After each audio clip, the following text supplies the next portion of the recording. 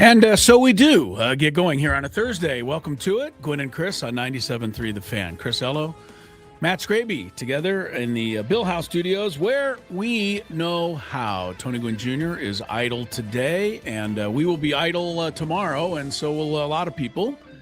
Happy June 19th ahead of time. Day off tomorrow for everybody.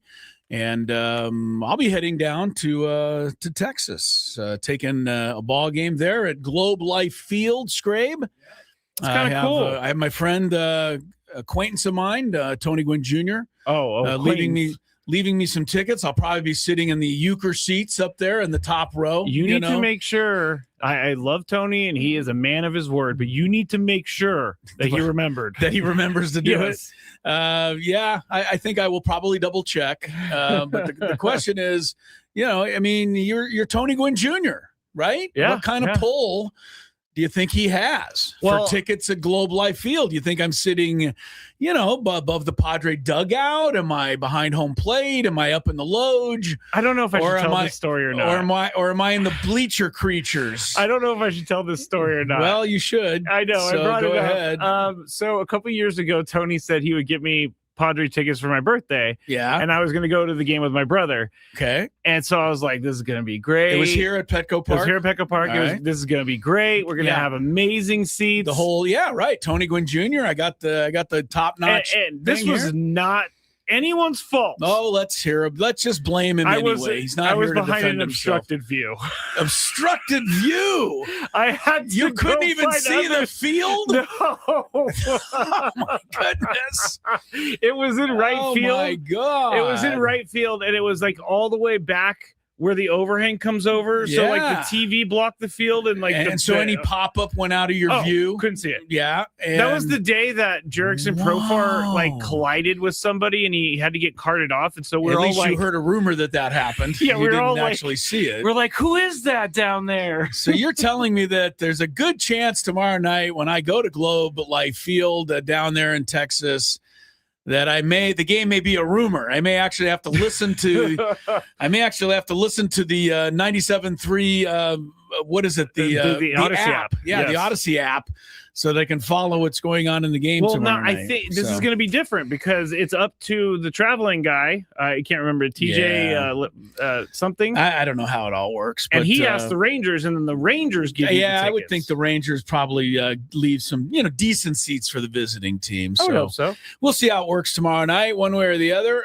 It'll be fun to go see a game, and I think always a little extra fun when you see your team on the road. Yeah. It's kind of a fun experience. You don't have all of your support of the home crowd, but I'll probably have my Trevor throwback jersey on. Nice. We're probably representing a little bit down there tomorrow night. You're not gonna wear your Ryan Tannehill jersey to the Rangers like I did to the game? Charger game. Yeah. Well, I wore my Ryan Tannehill jersey to the Charger Bronco game because I don't have either a Charger or a Bronco uniform. I had neither, so I went with what I felt was the next best thing. But for a Padre game tomorrow night, I'll be decked out in my blue and orange, and we'll hope that the Padres give me something to cheer about as they kick off a series. They got to face a guy that's pretty tough on them.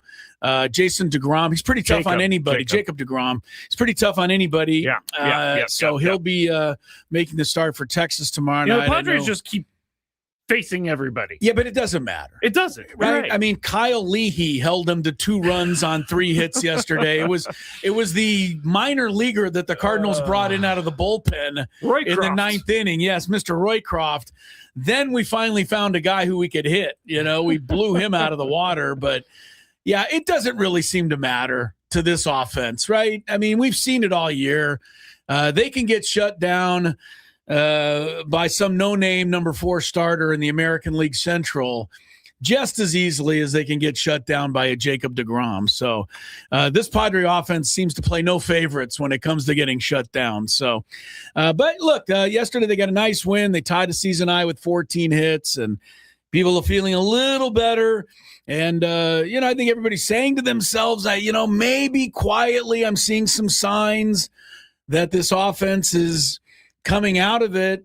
The numbers don't actually support that. To be honest with you, Padres are hitting .218, for the season as a team. And if that holds up, by the way, it'd be the worst National League batting average by any team since what year was that, Skraby? 1908? The Spiders? It wasn't even the Spiders. It was the Brooklyn Spiders. No, it's called the Brooklyn Super Bas or something. I've never even heard the word before. They were called the Super Bas, which back in the early 1900s was a reference to things that were superb. So they called the Brooklyn Super Bas. Anyway, 1908, they hit 213 for the season. No National League team has hit that low since. So the Padres are having a historically bad season. You never want to be on the list with the 1899 Brooklyn Super Bas. Don't want to be joining the Super Bas. No. What the heck, man? And I bring up the 218 overall average because what's their batting average in June so far? 218. It really hasn't changed. It's pretty much the same as it was. So, are there any signs they're coming out of it? I don't think so. Really, their overall OPS for the year is 652. That's last in baseball. I mean, that is hard to believe. Let me tell you something. It's not just last.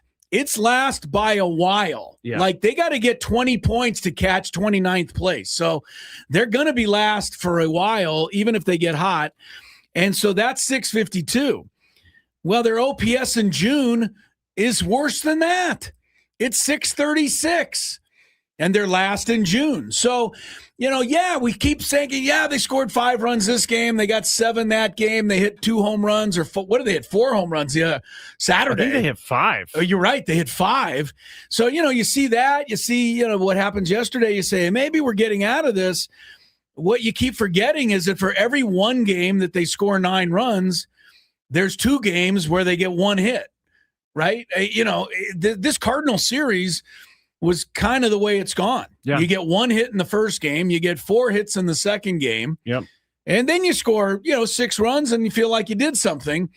But the bottom line is you lost more ground. So how long this is going to continue, I have a feeling it's just going to continue unless, when you get to the trade deadline, AJ Preller comes in on his white horse and saves the day. I do believe that Manny is going to hit higher than 178. I don't know. Yeah, right. I'm honest. I'm being honest. I don't know. You're starting to wonder a little bit about Manny. Once again yesterday, I know he had the sac fly in the first inning, but that only came after he missed a hanging curve that back in the day would have been an easy 3-run homer for him. Like he wouldn't even have blinked. He would have just knocked it out of the park. Yeah. Instead, he fouls it off. I mean, this has been happening all year. So, he's probably going to hit higher than he is, but I don't think he's ever going to get a much higher than 210, 215. I mean, just to raise your average to that, he's going to have to hit 350 the rest of the way. And I don't think anybody, sees that coming. So, Fernando, again, I know that there's a lot of love for what Fernando is doing lately. I get that part of it. The average is good. He's on base. He's stealing bases. But I think that's what he's going to be. I mean, people say, well, when it's all over, he'll have his 19, 20 home runs. I'm like, really? Are you sure about that?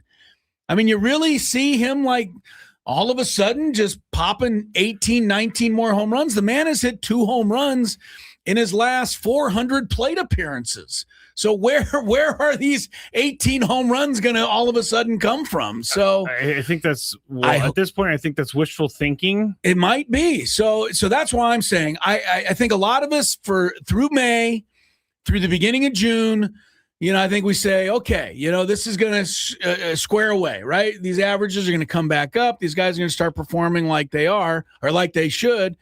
And I'm starting to think that maybe this is just the way they're going to be. Nobody said a word about Gavin Sheets because Gavin Sheets had a really good April and May. I don't know. Has he had a hit in June? He's been no contribution at all. I think he hit a home run. Yeah, right. But you know what I mean. Overall, he's been nothing. No, he's yesterday we saw it on the screen. He was hitting 222 at some point during the game yesterday. Yeah, he's way down there. Bogarts hasn't really done a thing since the end of April. Jackson Merrill, try as he may, have a 3-hit game yesterday. But what's he going to, is he going to come back with another one or is he going to strike out 3 times tomorrow night? I think you would You would certainly say the latter is a possibility. So I think this team might just not be able to hit. And, in order to change that, I think AJ may have to be the one that changes it. You say, well, what about the kids in the minor leagues? Hey, they've done a good job. Samad Taylor's been a 10 out of a 10. Will Wagner, been a 9 out of a 10. So those guys have given you contributions, but Samad Taylor's not going to turn into a 25 home run hitter the second half of the season. He's giving you what he can give you. So, and the other part of that, we talked about it on the roundtable today, and you'll have a chance to hear the roundtable in its entirety at 5:00, an hour of commercial-free Padre talk with all of us. But I threw this out there because Tony and I were talking about it earlier in the week. If you can't score runs consistently, they can't score. I get that they every now and again do score runs. Don't take me literally there. But if in general you're not scoring runs, your starting pitcher is stressing from the first pitch of the game. And I believe that as much as anything else is contributing to the kind of lousy starting pitching we've had lately. Griffin Canning is behind every hitter. Even if he gets an out, it's always from 2-0, 2-1, 3-1, almost every batter. Lucas Giolito, he has not found it yet. He's got more walks than strikeouts. Michael King is pitching as poorly as he has when healthy for the Padres as he ever has. Vasquez has gone backwards since April. I mean, could it be that Walker Buehler is our most dependable guy right now? Yes. Right, he is. Okay, you said yes, but how did that happen? Walker Buehler was the guy we were scared to death of the most in April.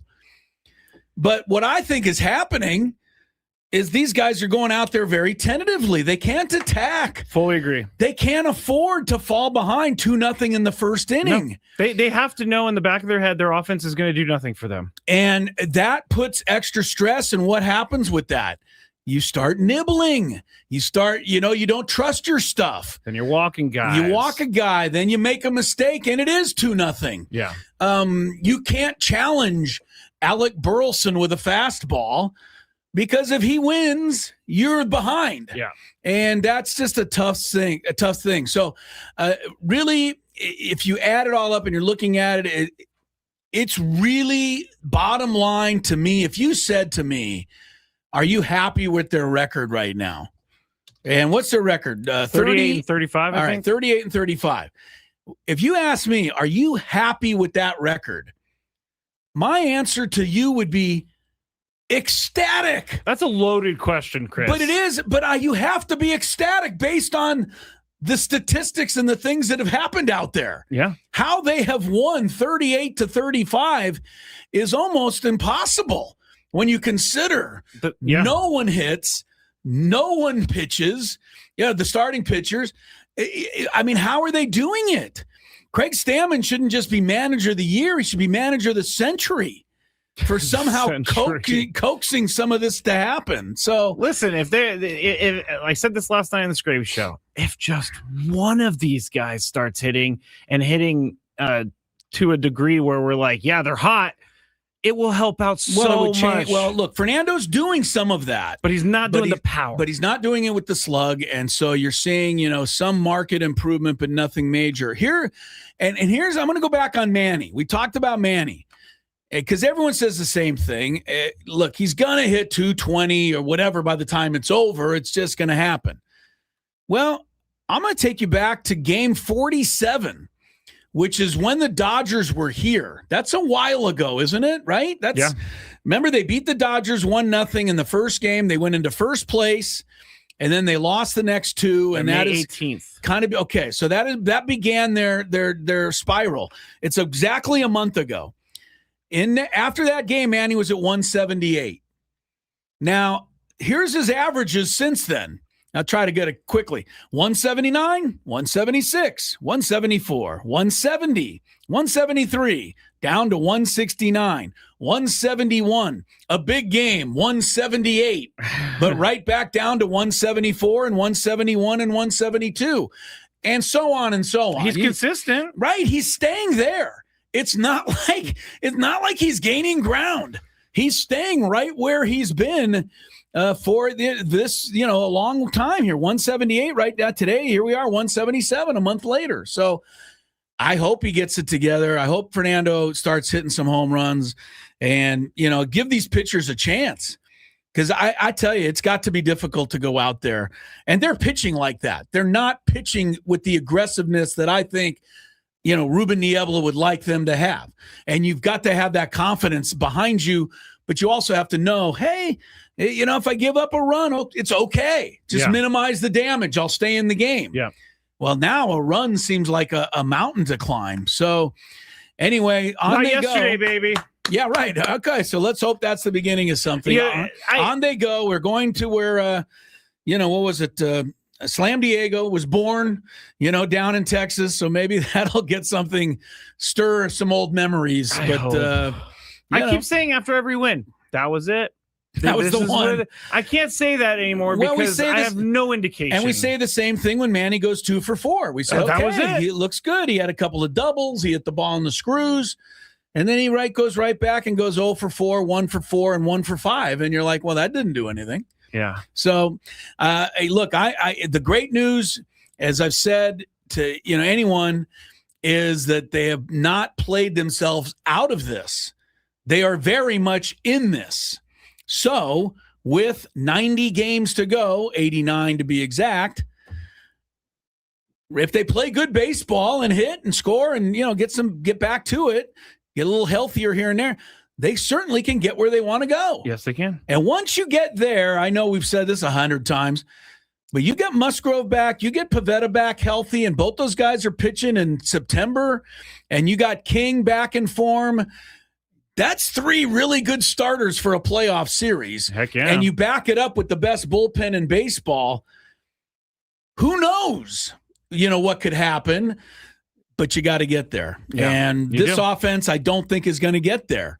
And I got to believe that AJ is starting to realize that. He's being as patient as he could possibly be. We got to get to break. But on the other side, my YouTube question today, we're just going to spend a small amount of time on it. Are the Padres just average, Chris? Okay. Are they? Well, in a word, yes. Okay. But I think you expand on that a little bit. Not too much. But I was thinking today, what if we're cheering for a team that's just not what we think they are? Yeah. Well, that's what we've been doing for 2.5, 3 months now, is cheering for a team that is not what we thought they were. That's exactly what we've been doing. And we hope that, it gets back to what we're expecting. Gwynn and Chris is underway. You can expect a good, fun 3 hours.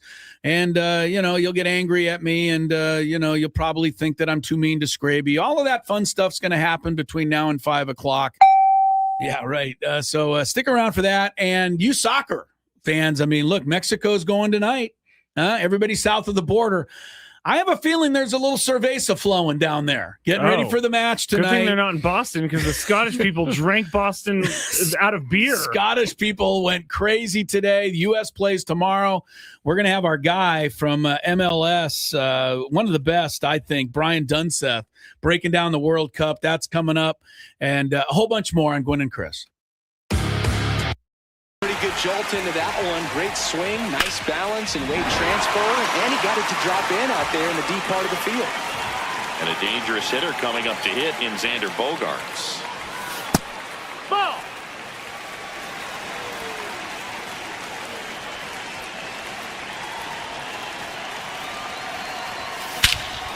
Brushed left center field. This one's deep. Forget it.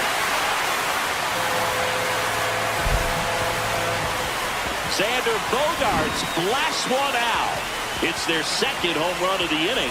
We take another look as StatCast tells us that ball took off at 110 miles an hour. And plenty of distance as well. That wasn't. Zach Maxwell taking over on the mound. Well, they need someone to stop the bleed and keep the score right where it is. Seems like a tough task today with the way this lineup is swinging it.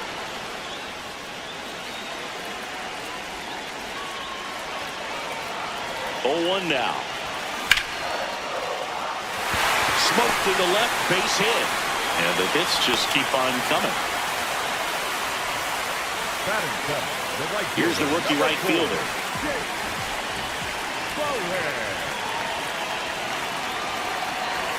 A swing and a miss, and that's strike one.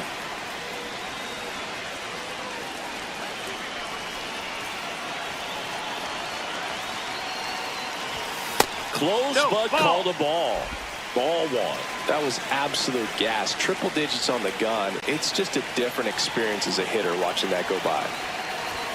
Pitch misses. 2-1. He's just missing with some pitches that, I mean, they're not strikes, and that's what you think, oh, good pitch is a strike. But so many times pitchers are trying to tease the zone, and the last two pitches that he's thrown, good pitches, but even better takes.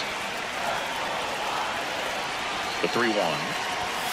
Yeah, that's fouled off.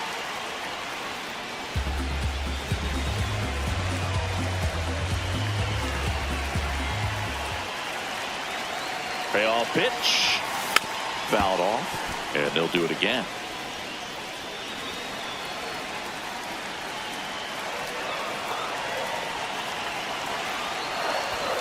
Got him swinging. The high heat, too much on that one. I see it more commonly in the sport these days, but man, a triple-digit fastball blown right by someone is still pretty awesome to witness. I mean, you got to be geared up and ready to swing it when a guy like this comes out of the bullpen, because that fastball. That is the inning. But 2 round trippers. On now to the top half of inning number 2. Now the Reds cleanup hitter, Nathaniel Lowe. And ball 1. He's already pitching with a 4-0 lead, so we should see him be aggressive, fill up the strike zone, don't issue free passes. Freddie Ferguson doing the umpiring duties behind the plate in this one. Yeah, Freddie's a well-respected umpire, Boog. Maybe a little bit more of a pitcher's umpire. He does like to pitch down just below the knees or right about there, but most hitters are pretty good at covering that spot these days.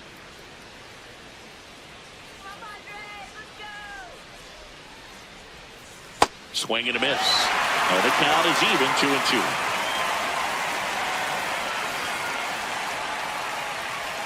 Swings through that one. It's a strikeout.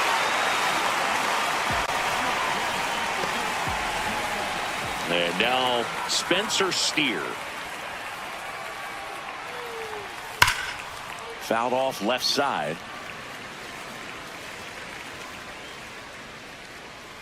Here comes the 0-1. Machado. Over to first. Nice play off the bounce for the out. Next for Cincinnati, Will Benson. Number 30, Will Benson.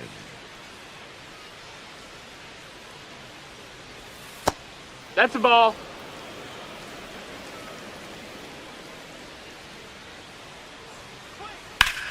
Hit in the air out towards left center field. Pretty well struck. He dives, but he can't make the catch. And that's a double. Pretty good jolt into that one. Great swing, nice balance and weight transfer, and he got it to drop in out there in the deep part of the field. And a dangerous hitter coming up to hit in Xander Bogaerts. Ball.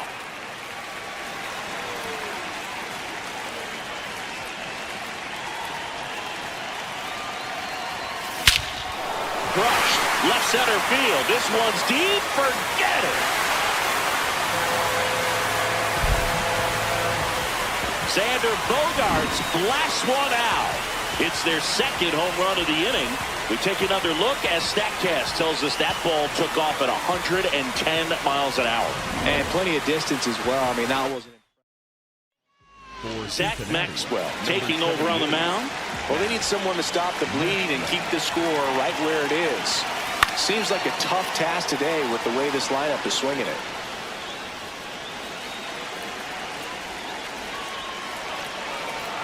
Oh, 1 now. Smoked to the left, base hit. And the hits just keep on coming. Here's the rookie right fielder. There's just a C. Average. Welcome back to Gwynn and Chris. The record actually says they're pretty average, 38 and 35. It's only slightly above. Crisello, Matt Skraby, together in the Odyssey Palace studios. All guests will join us on the SDCCU fan hotline. It's not big bank banking. It's better. Brian Dunseth, Apple TV, talking some World Cup with us in about 5 or 6 minutes. So don't go too far. Just quick update on your U.S. Open golf, Scrabe. Yes. You don't like to you get pretty excited for the U.S. Open.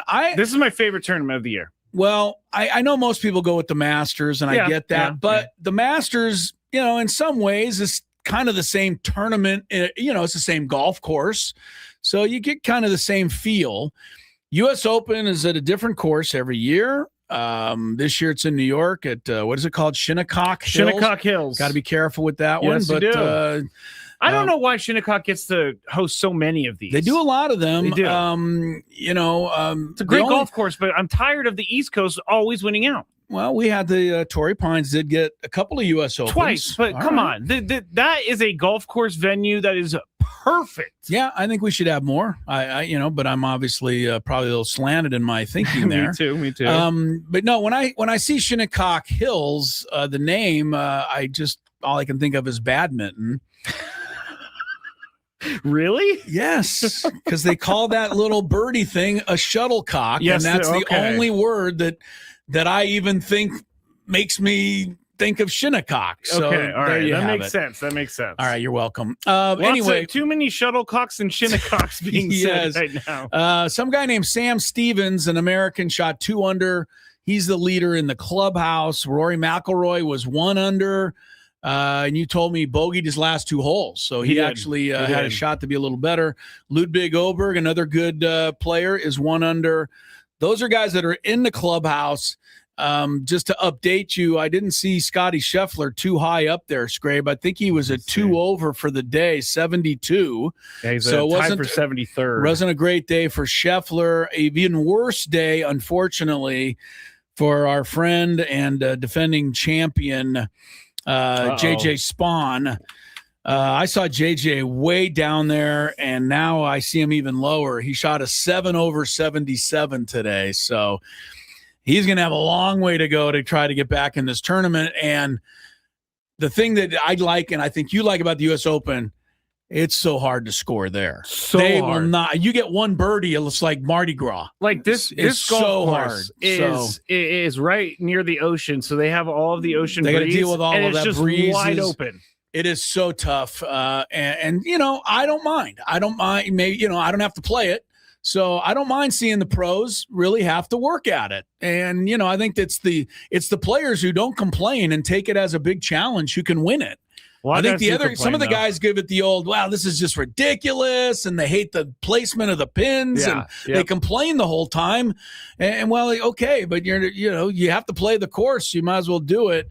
I will say that a couple of guys are 2 under on the course right now, early in the round.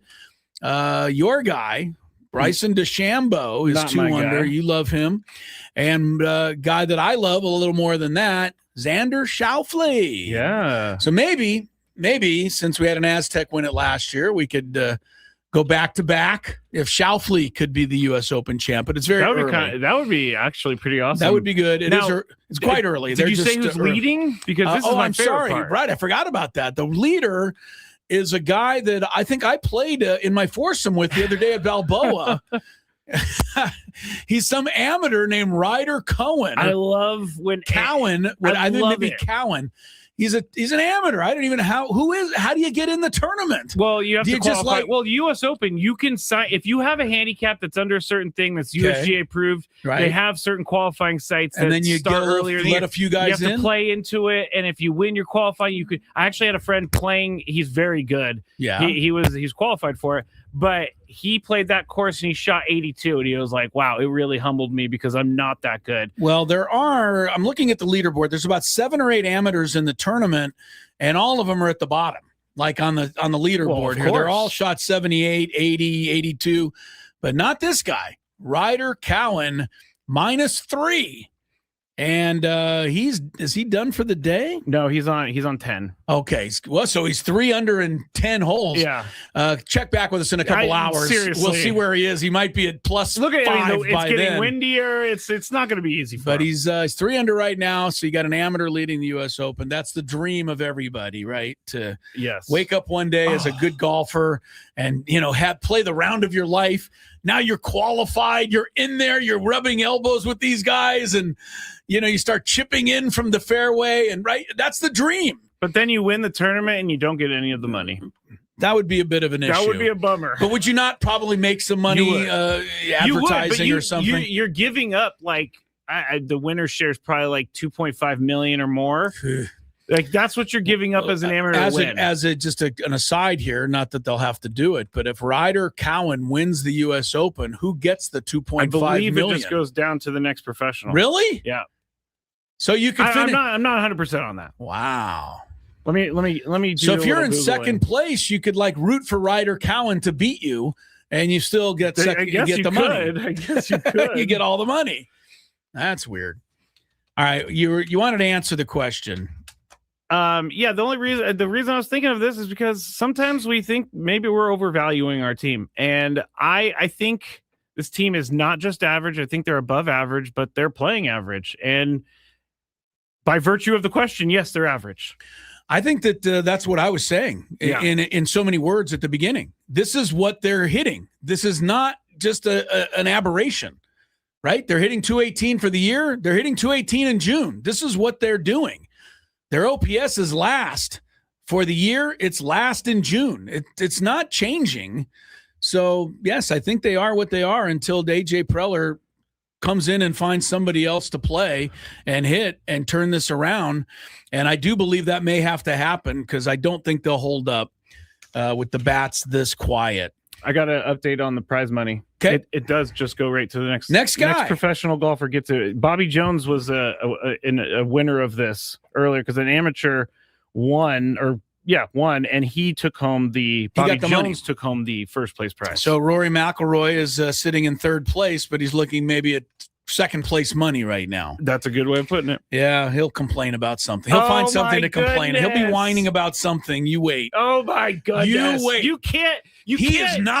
He is not getting through the weekend without some whining. Rory McIlroy can't help himself. You can't help yourself from disparaging Rory McIlroy. The minute he whines this weekend, I'm texting you wherever you are. Okay. More Gwynn and Chris is coming up. Brian Dunseth on the World Cup. Do you have World Cup fever yet? I bet you're getting close after that first game. Game 2's tomorrow. We'll find out more about it when we return. That was an exciting play all the way around, man. He ripped that thing into the gap, and a great effort, almost hauled it in on the dive, and would have been a beautiful play to save extra bases. Catcher challenge. We'll take another look. And that just scraped the zone. The call is overturned. So they've still got both their challenges. Man on second, 2 down. And a swing and a miss. Well, you got the hitter already chasing that nasty slider. If you're on the mound, you just want to expand this. And he got him. Strike 3, and that'll retire the side. In the air out to center. Lays out, but he can't squeeze it. So now back to the top of the order. Those plays are challenging for outfielders because of the chase to the ball. You know you have to do everything perfect just to track it down. Sometimes even that's not enough to make the catch. Tatis in the box here lets that one go for a ball.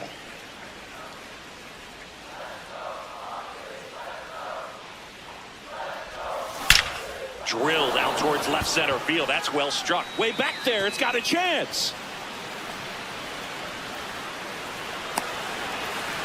In to score from first. Back to second safely. Nearly got caught in between there. Puts a run on the board and picks up an RBI. A well-deserved double on a great swing. Got everything going on time. He stayed balanced and he squared it up about as well as you could possibly ask. Runner in scoring position, no outs. Jackson Merrill, the next up for the Padres.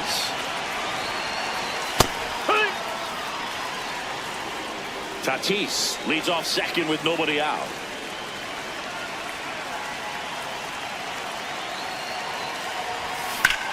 And that one is lifted in the air.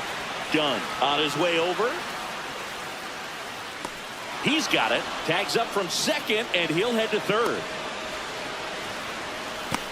That's just a really nice catch on the run right there. He saved extra bases for sure. If the pitcher's his friend, he'll give him a second to catch his breath before he's ready to deal the next pitch. France, the next to hit, takes ball one. Runner on at third, one gone.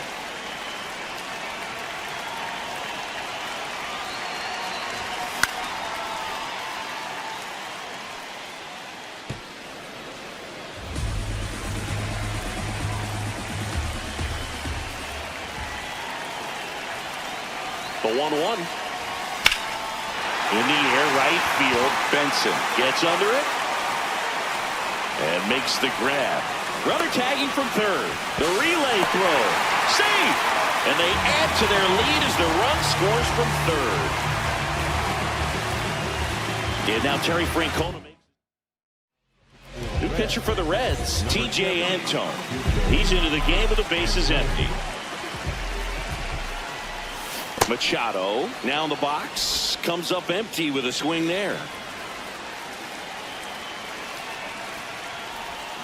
Swing and a miss. That's the sweeper. Antone, 32 years old, and he was a 5th-round pick back in 2014. Rarely will you see a pitcher just waste a pitch like that. The batter wasn't even tempted to swing. Every pitch needs to have a purpose so that it can set up a following pitch to help you get that out. 2 down, nobody on. And now it's 3-2.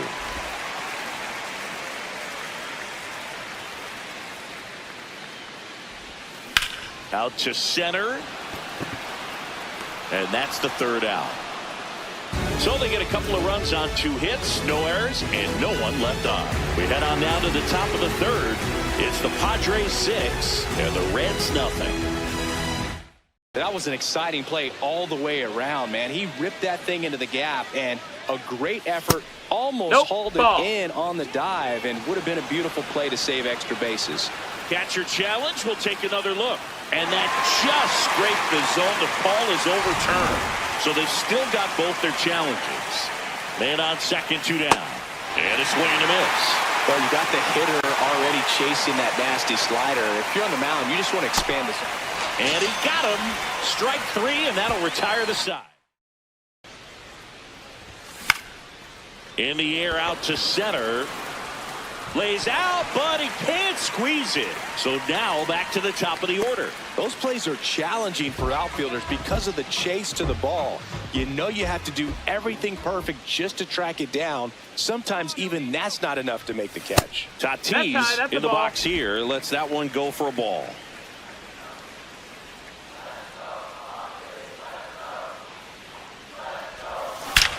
Drilled out towards left center field. That's well struck. Way back there. It's got a chance. In to score from first. Back to second safely. Nearly got caught in between there. Puts a run on the board and picks up an RBI. A well-deserved double on a great swing. Got everything going on time. He stayed balanced and he squared it up about as well as you could possibly ask. Runner in scoring position, no outs. Jackson Merrill, the next up for the Padres. The Sherlock Holmes of Sports Talk Radio is that right? He's got Brian Dunseth on the scent right now. He's trying to track him down. So. I think Brian Dunseth is in Mexico, so it might be one of this is something you all don't know out there, but I'll pass it along to you. There he is. When we call people to come on the show, and Skraby's not been able to change this, even though I've asked him to. Our phone call comes up as spam to the other person. So a lot of people don't like to obviously answer those calls. And so they don't. And we're here trying to get them on the show. You would think, Skraby, that's something we could work on, right? The spam issue. When you call somebody, we've tried and we can't seem to change it. Yeah, we've tried. Right. The engineers had worked on clearing the number from some registry, and our smartphone can track down the location of a bank robber in Charleston, South Carolina, but we can't change the fact that our phone says spam when we call. Chris, I just heard that a space thing, I can't think of the name right now, Voyager. Okay. Just sent back a radio transmission from 24 hours away in light years. Yeah. But we can't change the phone thing. So Brian Dunseth is a good guy. He's waiting for our call, and spam shows up. Brian, I don't blame you, but thanks for getting back to us. How are you, my friend? I'm doing good. I wish it was as malicious as that, but unfortunately, being down here in Mexico for the start of the World Cup, my phone doesn't like American numbers. So it just doesn't seem up to allow me to answer any phone calls. I gotcha. So I end up having to call everyone back. All right, very cool. Well, look, I mean, the World Cup in That's Mexico, kind of annoying, actually. It is, but I've heard it. Right? Horrible. I've been on, out of the country, and it's an issue, right? Every time. So, Brian, we appreciate it. It's good joining you, and I definitely want to talk about the United States, and that's number one on our mind. But you're in Mexico. We're close to Mexico. Mexico's in action tonight. They're in Guadalajara. Is it what everybody, like we're told here, that when another country plays in the World Cup, their match, the whole country stops? Does that apply to Mexico tonight at about 6:00? Oh yeah, absolutely. I mean, you talk about this idea of a national pastime when we try to correlate what happens in the United States. I think the easiest way to kind of describe it is the way we kind of look at the Summer Olympics, the Winter Olympics. We maybe combine that and multiply it by a Super Bowl or an NBA Finals, probably inject it with some illegal steroids and put it on a rocket ship to the moon. And that's kind of what you get down here. Yeah, it's all of that. Yeah, I mean, and right now, it's for me, being a kid who was 16 years old in Southern California, couldn't afford tickets to the World Cup. I was interning at the LA Convention Center just to be around the World Cup fever, and then going to the Rose Bowl and parking up on top and walking down into the bowl just to be around the games, see my heroes like Tony Meola, Alexi Lalas, Marcelo Balboa, John Harkes, Tab Ramos, Eric Winaldo, all who've become my big brothers afterwards. To understand that type of fanfare, and then to see all the throwback jerseys and the green jerseys and the white jerseys, and even the other night being part of Sweden, Tunisia, walking into Monterrey Stadium and seeing all of these green jerseys and the passion in them, just wanting to enjoy their football, to be, to effectively find a second team in the tournament. So yeah, I mean, everywhere you go down here in Monterrey, I mean, it's an incredible city, but then on top of that, I took a 5-mile walk today at the base of the mountains, and it seemed like every human being that I came across had some type of Mexico jersey on, and they can't wait for that game to kick off in a couple hours. I love that. Oh, it's going to be, great. I mean, I feel it here, and we're, north of the border, but I know everybody's excited, and, their cerveza is flowing. Look, you talked about it, so I'm going to go in this direction. The U.S. team that played here, it's 1994 now. I know it's 30-something years, but I mean, you're kind of that generation, and I'm sure a lot of others are. That was as more important to soccer than we probably imagined it really ever was, because it created a lot of Brian Dunseths out there, right? When the whole tournament was here many years ago. Yeah, guys, listen, I grew up in Upland, California. I ended up going to Cal State Fullerton for a couple semesters, and I had the opportunity to join Major League Soccer and be the youngest player in MLS and be the second guy they'd ever signed for Project 40. None of that happens without the U.S.'s commitment with FIFA to put on the 94 World Cup. I mean, I can specifically remember going down to Mission Viejo and watching the guys train and being just completely entranced with Bora Milutinovic. And, every time he introduced himself, he's like, "My name is Bora, B-O-R-A." And it was like a mix of like Count Chocula and like this incredible like human being, gargantuan personality. Anytime you can get a Count Chocula reference, that's I think that's the first time we've ever mentioned Count Chocula. Sure that's the first, but that's great. I love right? it. I love it. But for me to see that up close and personal, and then to go to, what used to be the Big A, where the Angels play, or go to the Rose Bowl, or go to the Coliseum and see these battles against Paco Palencia and Claudio Suarez in Mexico, and see the fisticuffs and the shenanigans and all of these things. These guys, that World Cup allowed a young man like myself at the time, again, 16, my boy's 16, and I was just able to take my 3 kids during the coverage with Turner for U.S. to Germany over to Soldier Field, and just to see kind of through their eyes what they're witnessing right now, and then reminisce about what it meant to me. Again, without that 94 World Cup, there is no Major League Soccer. And we're not seeing this kind of generation of former players that are now parents, that are now seeing their kids in this generation of a World Cup, either playing in it or watching it. So I don't think it's lost on, having covered this team for TNT over the last 2.5 years, and watching the cycle change from Greg Berhalter, Mauricio Pochettino, and seeing kind of this sense of urgency against Senegal and Germany, and that absolute just legendary performance against Paraguay the other day. I think these kids recognize that, they're not young bucks. Tyler Adams was telling me, they were bright-eyed and bushy-tailed heading into Qatar, not sure what to experience or what to expect. And now they understand that experience. And I don't think it's lost on any of them. Take away the money, take away, the grander idea of superstardom. They recognize this is their opportunity to etch their name into stone as legends of U.S. soccer, the way the 94 group did. Talking to Brian Dunseth here on 97.3 The Fan, the SDCCU fan hotline. It's not big bank banking, it's better. And I wanted to ask you, and I'm going to possibly mispronounce his name because I'm not great with it, but Folarin Balogun. Sorry, again. Yep. I've been trying. Just go Flo. Just call him Flo. Flo Balogun. That's it. I could do Flo. Flo is all good with me. Thank you, Brian. I've been looking for a little help myself. Yes. Flo actually was... He had emergency birth in New York City, so that's why he's able to qualify for this team. What does it say about the state of the U.S. men's national team that he actually chose them over being able to play elsewhere? Yeah, listen, I think more and more what you're seeing is, when you dumb it down, take away any of the responsibility of a conversation about politics. When you dumb it down, there are a ton of nationalities that recognize that at some point there's this duality of figuring out whether they grew up in a Mexican household, they still represent the United States as an American Mexican, like we saw with Diego Luna. Yunus Musa, who was a part of the 2022 World Cup team, he had effectively 6 countries that he could have represented.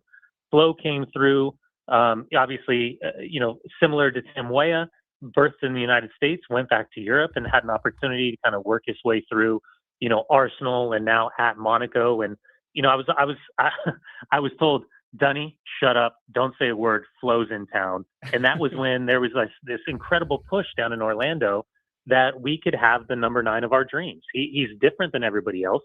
All due respect to Ricardo Pepi and Haji Wright, but physically the way he plays is a different style. And to see from day one the recognition of the fan base and the player that there was this duality of both wanting him to represent the U.S. men's national team, that when it finally came together, you could see that there was this dying commitment of loyalty to what the crest represented. And it is really, really fascinating because, like the game that just ended with Bosnia and Herzegovina, there's a guy named Esmir Bayraktarovic who has dual nationality. He actually played for the U.S., but elected to represent Bosnia because, the synthetic thread of the DNA of tugging at his heart was meant for him to represent Bosnia. So there's a constant duality in this conversation. But yeah, we're a better national team now having Flo Balogun commit 100% to the U.S. Yeah, and this is my own personal problem that I'll never get over, but if it wasn't for the dumb offside rule where he's a half a foot behind the guy, he would have had a hat trick in the first half, and he would have gone right to the top of the legend status, but he still may get there before this tournament is over. Brian Dunseth is with us. All right, so what did we do so well against Paraguay, and can we do it again against Australia? I think that was the conversation that I felt was had more than any other after that match. Brian, we didn't just win 4-1. We deserved to win 4-1. Like, that's what I think got people and stuck with people. Yeah, since 2022 in Qatar, and obviously the disappointment of losing to Netherlands in the knockout round, where I would challenge anyone to go back and watch that game because we played much, much better than the 3-1 loss dictates on paper. The reality is that this was the most complete performance we have seen from this group of players post 2022 World Cup in Qatar. It had everything that Mauricio Pochettino and his coaching staff had been preaching, and brings a different element of an interesting conversation. Obviously, we are completely entranced with Lionel Messi and what he continues to do with Argentina. But people sometimes forget that Mauricio Pochettino played in the 2002 World Cup for Argentina. And having grown up in Rosario, the same exact city as Lionel Messi, there's been a constant chatter and a constant, it's kind of like a line was drawn, or there was a watermark drawn in terms of a challenge for these players to recognize that when the United States calls, this is a phone call that you have to pick up, you have to answer, because there's in no way, shape, or form an opportunity for you to turn it down. It just goes against everything that Mauricio Pochettino has preached. On top of that, having been around, again, from day one and covered virtually every single game of Mauricio Pochettino's tenure, there's a constant sense of urgency that's necessary the moment that they cross those white lines. And in training, you can see right before they take the field, and we weaponize the word vibes, and I understand that, but there's been a culture set, and there's like a vibe, and there's just like a feeling amongst a group of brotherhood. But then when they cross that white line, all of a sudden there is a barking mentality and this intensity from he and his coaching staff that goes to the goalkeepers all the way to the strength and conditioning coaches. So I think what we've seen is just this incredible sense of urgency on both sides of the ball. Credit to U.S. Soccer. They were very, very intelligent with the idea of trying to predict who was going to be in their group. They played against Turkey. They played against Australia. They played against Paraguay. So there's a familiarity of what the sense is going to look like when they step on the field. But I don't think anybody in their right mind, and if they tell you they predicted it, they're absolutely lying, because that was a performance that I think we were all really, really impressed with. I think some could say surprised with, but at the end of the day, that's the type of performance that we need as a general soccer fan base to convert all of the other fans around the United States that look at this and kind of understand that this team could be kind of our U.S. Olympic type of moment that we find every 2 to 4 years. Yeah, Brian Dunseth is with it. I don't expect everybody to call in sick to work tomorrow, although it is Juneteenth, so a lot of people will have work off. But I think a lot of the country is going to stop what they're doing at noon tomorrow, to watch, especially if they miss the first one. They're going to say, whoa, everybody's talking about this. What did I miss? It'll be interesting to see how they play. It's not going to be easy. Australia won their first match as well. It's tomorrow at noon, and then on they go. I got 2 seconds left, Brian. Does the win mean now that the quarterfinals and beyond is way more doable than we thought before the tournament, or did we overreact to the win? No, I think at a bare minimum, it basically preserves the opportunity to go through as the third best team in the group. God forbid anything else go wrong. Right. But I can promise you that this team isn't going to rest on its laurels. They are as hungry as you can possibly be. And fascinatingly enough, Australia as a nation has kind of rallied around some of the comments of the media pundits here in the United States to kind of villainize this idea of us disrespecting what Australia has done and the combative nature of what we saw back in October in Denver, Colorado, when the U.S. beat them 2-1. So I guess here's my play. If you guys want to see players getting crunched all around the field, if you want to see this manipulation of each other as well as the referee, I call it the dark arts, as well as some spectacular physicality and technical ability that comes along with it. This is the game to watch. And by the way, it's in Seattle, one of the soccer hotbeds of the United States historically, with the Seattle Sounders who participated in the NASL back in the day, the days of the New York Cosmos, the days of Pele. So it couldn't be a better afternoon tomorrow up in Seattle for this game to take place. I'm pumped up now. All right, too bad we don't have more time because Skraby just told me you're doing the Japan-Tunisia match on FS1 Saturday night. So I was going to have you do like a half-hour breakdown for us, but we'll have to get that next time. Yes. Good news. I finished my notes, so I'm ready You're to good. go. Okay. Whatever you need, let me And know. we'll have a good call Saturday and enjoy all the soccer. And thanks as always for joining us, man. We appreciate it. Well, hopefully we'll catch up to you down the road here in this tournament.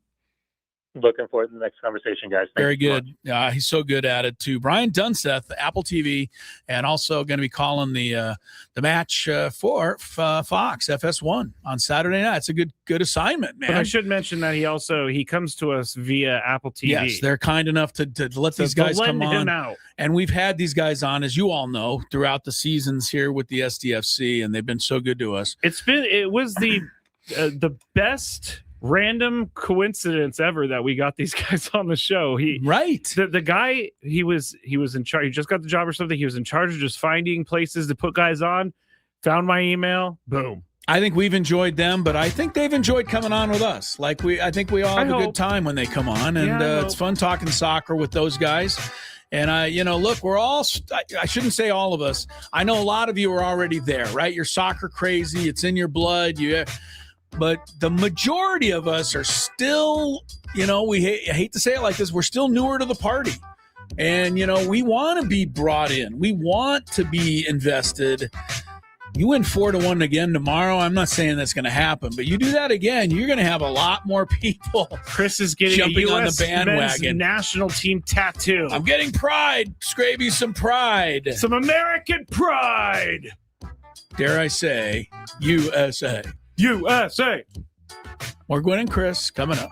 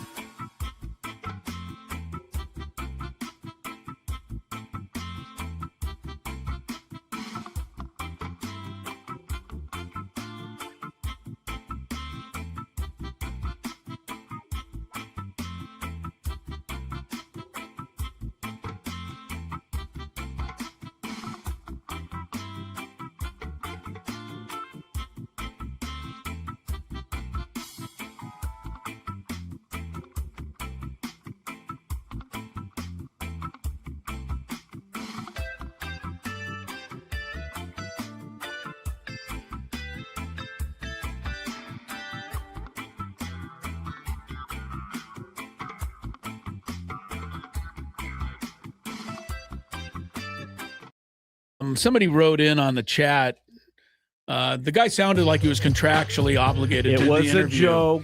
Gonzo's a funny guy. It was a joke because I was just going to answer to that. I mean, I've had interviews with people that are contractually obligated to be on. Yeah, and you know it when they're not into it. You want to know when our next contractually obligated interview will be? 420 when Sam comes on the show to talk about his World Cup game. That's a guy who's going to sound contractually obligated. Sam Levitt is going to be on. He was at the World Cup match today, right? Yep.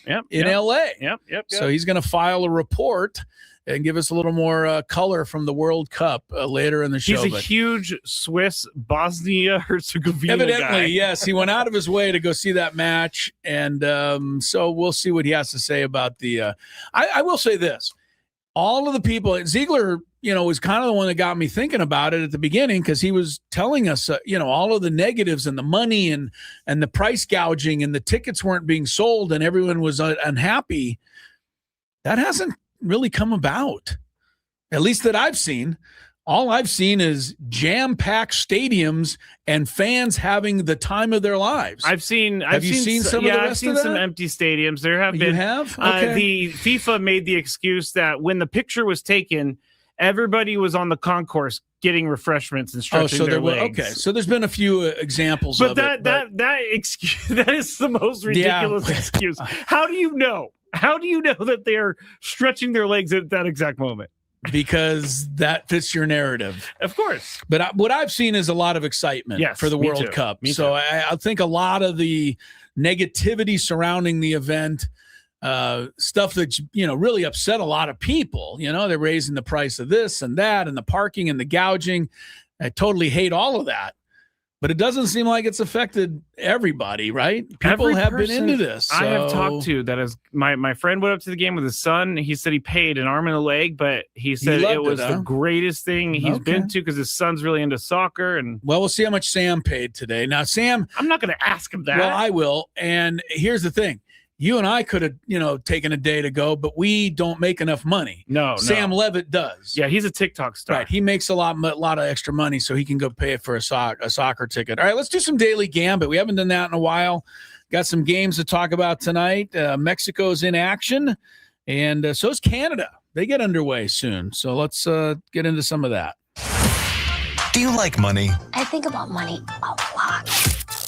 Do you like money without doing anything?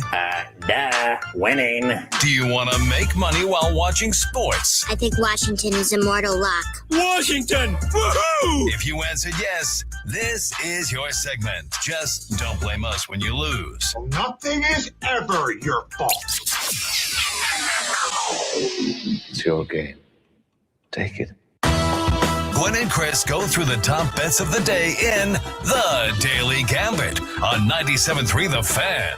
Daily Gambit is our daily sports betting segment here on Gwynn and Chris. Please, everybody, gamble responsibly. Please, we mean that. By the way, speaking of excitement in the World Cup, did you see the entire country of Democratic Republic of Congo when they scored yesterday against I forgot who they played. I'm sorry about that. I'm not crazy enough to remember. Oh, Portugal, Congo. Oh, that's a big right. Then they ended up 1-1 against Ronaldo and the whole thing. Yeah.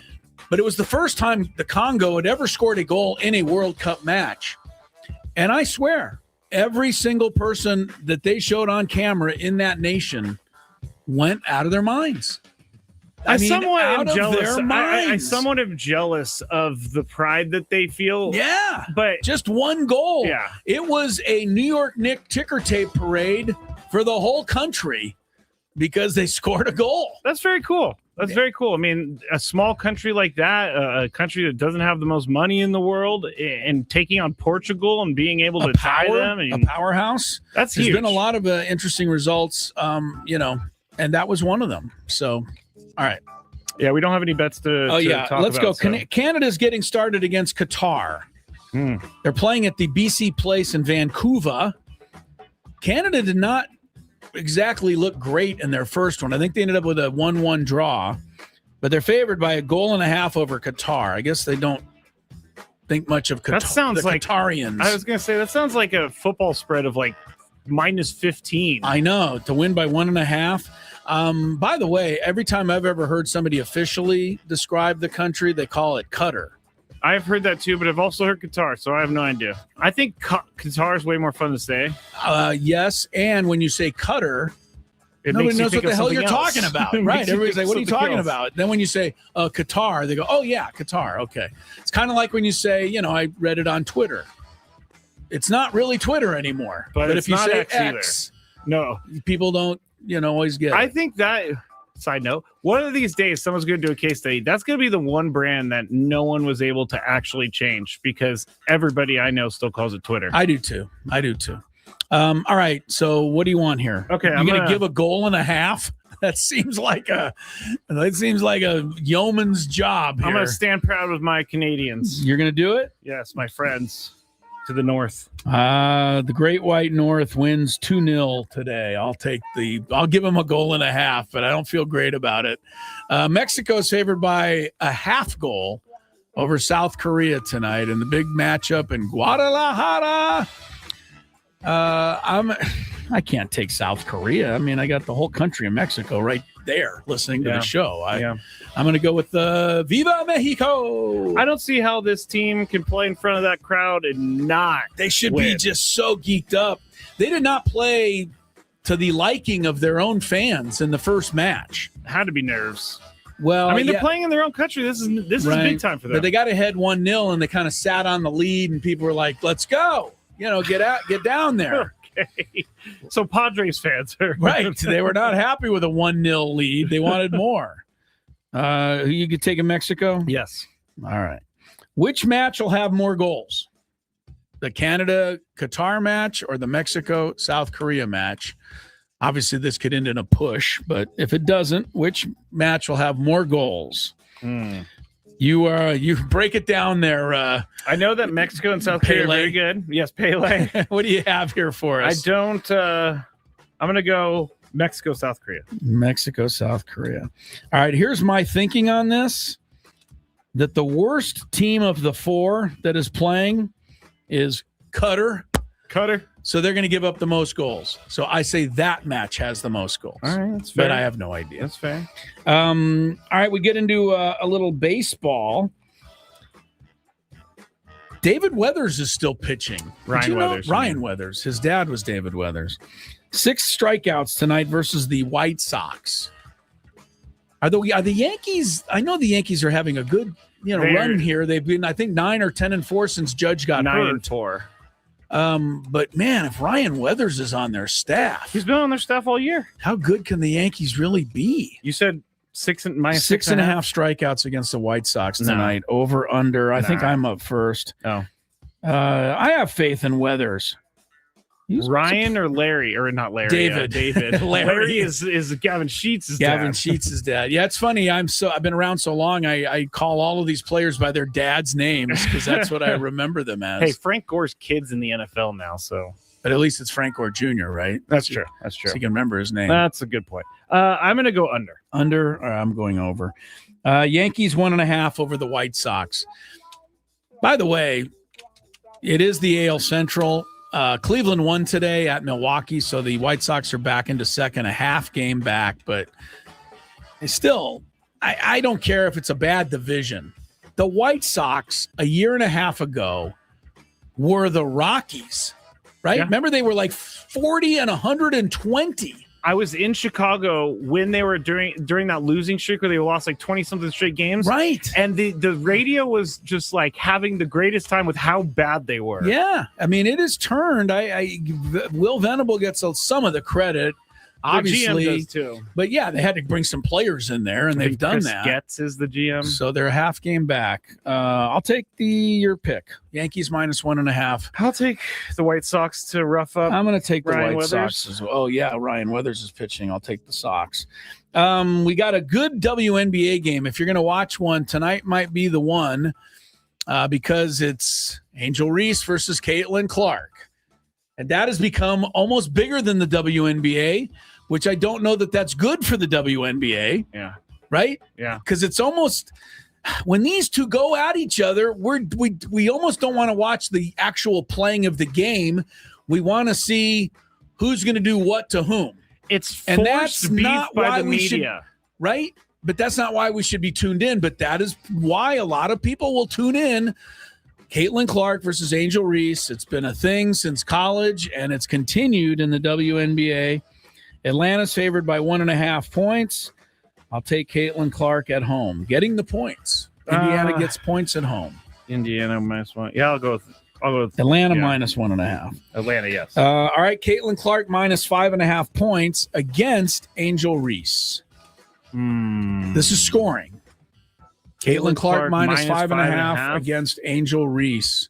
Angel Reese scores like 11 points, 15 rebounds off of her own shot. You know, they don't call them rebounds. Me-bounds, they call them. It's still funny to me. I'm going to go with Angel Reese. Angel going to take the 5.5 points. Yep. Caitlin Clark scores 23 tonight and lets Angel Reese know about every single one of them and then wonders why Angel Reese gets mad late in the game. See, I don't see her doing that. That's what Caitlin Clark does. I don't think she does. For better or worse. I don't think she like straight up trash talks into their face. Oh my goodness. Maybe I need to watch absolutely more. Does. Maybe I need to watch more. She absolutely trash talks in the face of her opponents. And if you trash talk in the face of Angel Reese, there is going to be a response. You can bet on it. All right. Angel Reese, 13.5 knee bounds.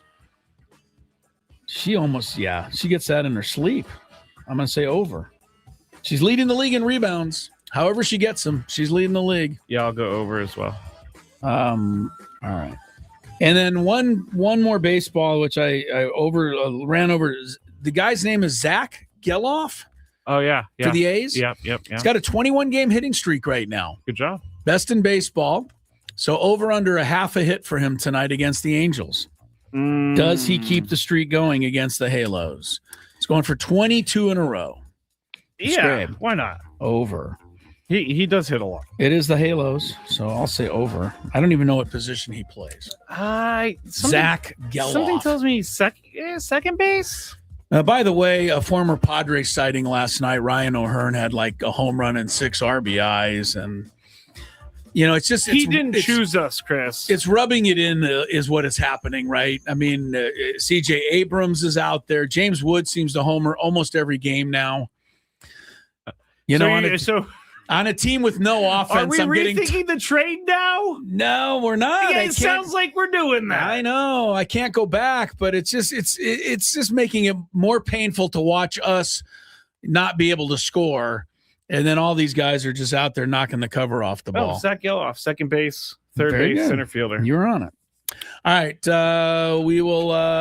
That's it for I can't believe we just went back to the trade, the Juan Soto trade. I saw something today that I didn't like, which isn't really an upset. I was going to say, what is that? Here's what I saw, and then we'll go to break. Right now, the favorite on the odds to win the NL MVP is, your guess. Favorite to be NL MVP. It's a blowout. It's not even close. Ohtani. But who's second choice in the balloting for NL MVP right now on the odds? So the odds maker. O'Hearn. Yeah, right. No, even worse than that, honestly, to me. Who? Juan Soto. Oh. Like, really?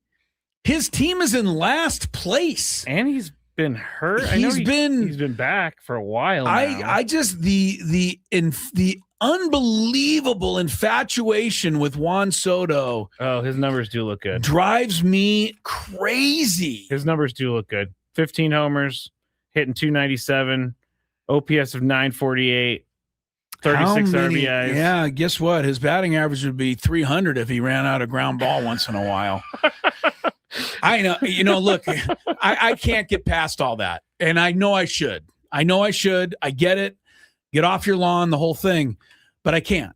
I don't feel I'm asking too much of a professional athlete who makes, even if they made $30,000 a year, but to run hard 4 times a night. I don't think that's too much to ask. And I know I'm, get over it already. Personally, this argument will never be won by anybody. I think I lose this argument. I think people hear me and they say, stop complaining about it. And I'm like, well, I can't stop complaining about it. But why? I hate it. Why? I know why you hate it. I do know why you hate it. I'm not necessarily against you on this, but why get so worked up about it? I don't know. It goes back to Steve Fisher, who said, don't make me coach effort. I just think effort is one thing you can bring, and everyone should bring to what they're doing at all times. It's one thing you can control, too. I believe it is, and, it bothers me. Canada. Go! I'm not going to keep going. The Habs are on the board against Qatar. It was a nice goal, too. Unless they wait Boom. a minute. Are they going to take it back on the offside deal? Okay, no, it counts. Yeah. All right, 1-0 Canada's on top. Gwynn and Chris continues.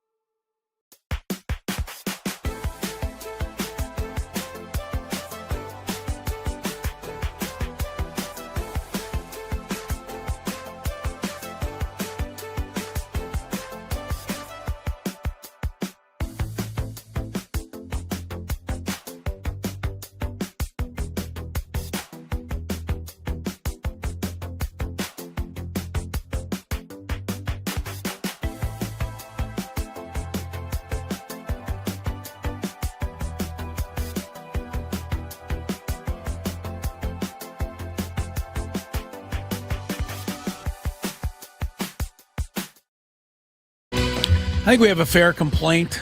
Canada's playing and leading 1-0 over Qatar.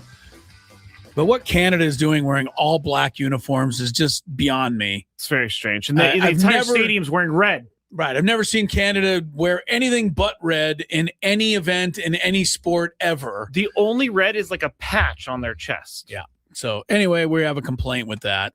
All right, a couple of quick things. I filed it with the fashion police. Thank you. And they could file a lot of stuff against you and I in return. And guess what? I don't care. We would lose. I mentioned Ohtani's the NL MVP favorite right now by the odds. Soto is second, which I didn't like. Corbin Carroll is third. He had his 5th grand slam of his career yesterday. That's a lot of grand slams for early in his career. Your boy Schwarb is 4th, and James Wood is the number 5 choice right now. James Wood and Soto have almost the same statistics. But I did notice James Wood has already struck out 102 times this year. Yeah, he strikes out a ton. I didn't realize that his BABIP must be enormous. Let me see. Like when he hits the ball and it's in play. Yeah, because batting average on balls in play. Right, because 102 times he struck out, he doesn't even put the ball in play. Let me see. On the American League side, if you're wondering who the MVP favorite is at this point in the season, I think this is a good choice. But his team's not doing very well. Yordan Alvarez, and he's right there in the MVP. Bobby Witt Jr., his team is in last place, is number 2 on the list. And this guy, you talk about a guy that's come out of nowhere to become a great player very quickly. Nick Kurtz of the A's. Yeah. He and Ben Rice of the Yankees are tied for 3rd in the MVP race. Mike Trout's on this list. Is that just the law? It has to be. I mean, is Mike Trout really having an MVP type of year? No, not even close. Please. Not even close. I just looked. His BABIP for this year is 360 with the MLB average being 290. That's Wood. Yeah. So when he hits the ball, he has good success when he makes contact, but then he just strikes out. NL Cy Young favorite. Who you got right now? Skraby. NL Cy, it's got to either be like Chris Sale or Shohei Ohtani. Nope, neither. Really? And neither of those are even top 2. Mizorowski. Yeah, absolutely. He's coming off the game of his life and everyone's life. I mean, he does deserve 15 strikeouts, 1 hit, under 100 pitches. Yeah. We were criticizing him, you and I, that he could never go more than 5 innings. He's breezing past that now. So he looks unhittable. Sanchez for the Phillies is second.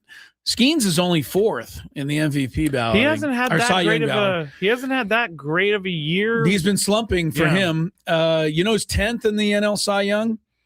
Randy Vasquez. Mason Miller seems a little low. That's cool. Seems a little low though. They need to start winning some games so he can start closing some games. AL Cy Young right now, you'll never guess, I don't think, unless you are a really good fan. Just give me the team. I can't, because that would probably give it away. American League. I know, but that's my division. I'll tell you who's in 3rd place: Jacob deGrom. 2nd place, Dylan Cease. Oh yeah, thanks Dylan. Appreciate all the help. I'm trying to think if I have this guy in my fantasy. I don't think you have this guy, but whoever does is enjoying it.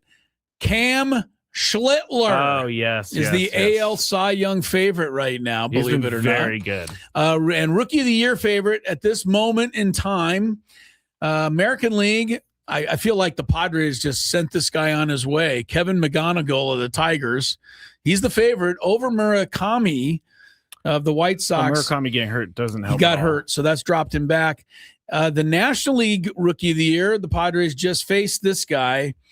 JJ Weatherholt is the guy. Sal Stewart. Bryce Eldridge has already moved up to number 3 on the rookie list. I mean, he's had like 4 good games. He's done well. Good enough, I guess. And here's the thing. I mentioned Mason Miller, but if you're looking for the Padres to have any love anywhere in anything individual, you can forget it. And you can't argue it. And I'll give you an example of what I'm talking about. The All-Star balloting just came out through June 15th. So that's a couple days ago. Top 10 catchers, Padres, nobody. The leader's Drake Baldwin. Padres have no one. First base, Padres, no one. Freddie Freeman leads. Second base, Padres, No one. Not even Fernando, huh? Well, he's not in the balloting. They don't consider him a second baseman. That's why. But they have nobody. Albies is the leader. Shortstop, Padres, no one. CJ Abrams is the leader. Even Hassan Kim is 6th. Oh, that's crazy. Right. That is absolutely third insane. base is where we get our first mention. Manny, but he's only in 6th place. I mean, does he deserve to be higher? No, exactly. He doesn't. Muncie's on top. DH, we get a mention. Miguel Andujar is 10th. Otani is the runaway leader there. And if you're looking for some love in the outfield, the highest we got, Fernando, is 19th. No Jackson. I'm just asking the question. I'm just asking the question. 3 outfielders, if it were today, are Pajes, Acuna, and Brandon Marsh. The bottom line is we're not the only ones who know the Padres are doing absolutely nothing. Everyone is aware. Think about it. First base is kind of up in the air. We don't have a first baseman that we could say is the starter. Is the everyday first baseman? Second base, it's Fernando now. But it's in flux to a certain degree. Shortstop is Xander. Yeah, but he didn't make the top 10. Third is Manny. Yeah. Catcher, I mean, we just basically have to hit above 200 to be in the All-Star We basically have no All-Stars other than Mason Miller. And if there's anything other outcome to that, I'll be surprised. And yet they're still 38 and 35, Chris. That's what we said at the beginning. It doesn't make a lot of the black shirts of Canada have struck again. 2-0 for Canada over Qatar. By the way, I mentioned this to Frank as we came in. I've watched the World Cup now for, a week? And I watched all the other World Cups, before this one. Don't think I've ever seen an actual goal scored live. Oh, come on. It just never happens. On. If I look down. You DVR, though.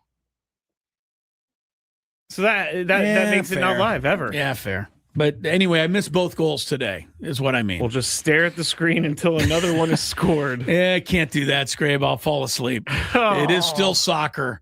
2-0. Canada leads. Mexico plays later tonight. The U.S. tomorrow. It's World Cup crazy. And we'll tell you what else is going on in sports, including Jalen Brunson's reaction to the crowd at the Knicks ticker tape parade. Potty mouth Jalen. Find out a little bit more when Gwynn and Chris continues. From the first pitch.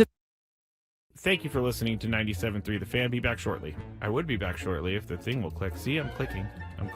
I have no idea what's happening. It's not playing any commercials right now. Well, this is just great, everybody. Let me see if I could try to start another one. All right. Well, this is awesome. On the air right now with no help. And there are no commercials to be played. Actually, you know what I'm going to do, everybody? You're getting a real live thing right here. This is real live Matt Skraby.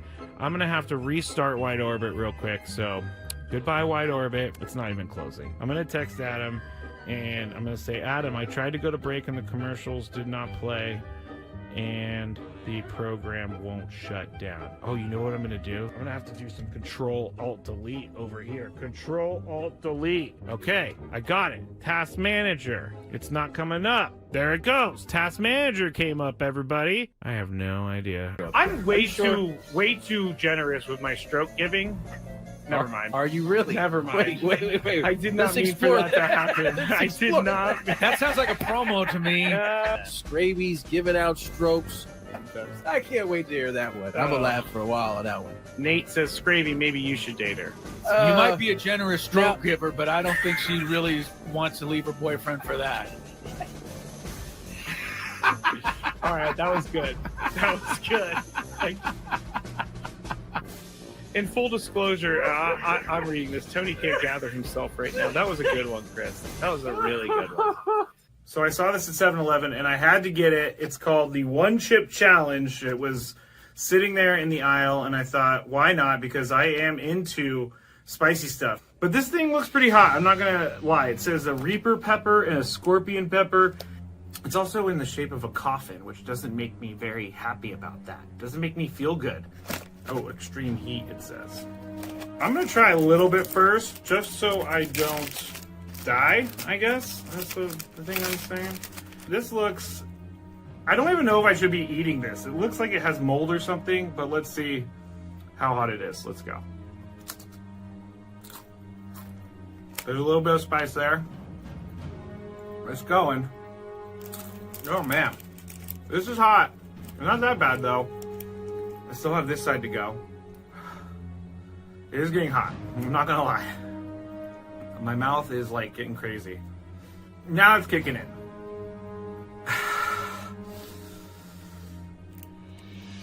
I'm not sure if I'm gonna finish this. Honestly, it's getting serious. I gotta go with the milk. My mouth is dying right now.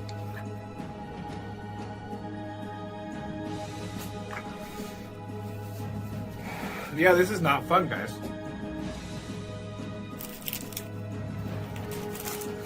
Never gonna do that again because my mouth is on fire. Thank you for listening to 97.3 The Fan. Be back shortly. I would be back shortly if the thing will click. See, I'm clicking. I'm clicking. I have no idea what's happening. It's not playing any commercials right now. Well, this is just great, everybody. Let me see if I could try to start another one. All right. Well, this is awesome. On the air right now with no help, and there are no commercials to be played. Actually, you know what I'm going to do, everybody? You're getting a real live thing right here. This is real live Matt Skraby. I'm going to have to restart Wide Orbit real quick, so goodbye, Wide Orbit. It's not even closing. I'm going to text Adam, and I'm going to say, Adam, I tried to go to break, and the commercials did not play, and the program won't shut down. Oh, you know what I'm going to do? I'm going to have to do some Control-Alt-Delete over here. Control-Alt-Delete. Okay, I got it. Task Manager. It's not coming up. There it goes. Task Manager came up, everybody. I have no idea. I'm way too generous with my stroke giving.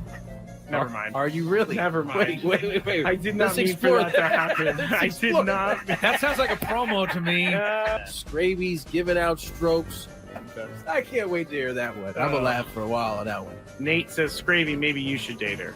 You might be a generous stroke giver, but I don't think she really wants to leave her boyfriend for that. All right, that was good. That was good. In full disclosure, I'm reading this. Tony can't gather himself right now. That was a good one, Chris. That was a really good one. So I saw this at 7-Eleven, and I had to get it. It's called the One Chip Challenge. It was sitting there in the aisle, and I thought, why not? Because I am into spicy stuff. But this thing looks pretty hot. I'm not going to lie. It says a Reaper pepper and a Scorpion pepper. It's also in the shape of a coffin, which doesn't make me very happy about that. It doesn't make me feel good. Oh, extreme heat, it says. I'm going to try a little bit first, just so I don't die, I guess. That's the thing I'm saying. This looks... I don't even know if I should be eating this. It looks like it has mold or something, but let's see how hot it is. Let's go. There's a little bit of spice there. It's going. Oh, man. This is hot. Not that bad, though. I still have this side to go. It is getting hot. I'm not gonna lie. My mouth is like getting crazy. Now it's kicking in.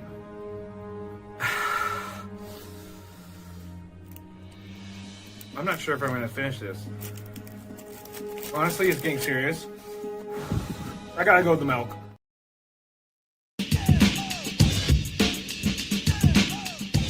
A lot to get done. We're about halfway home here on a Thursday. Don't forget at 5 o'clock, a replay of today's Padre Roundtable, an hour commercial-free Padre talk. Our guest today was great, and didn't know much about him coming in. Padre blogger who does the Letters to AJ blog. Yes. And I thought, all right, Adam couldn't really find anybody. You know what I mean? Yeah. Thought he was, we didn't really get anyone. But so this guy kind of was available. He was good.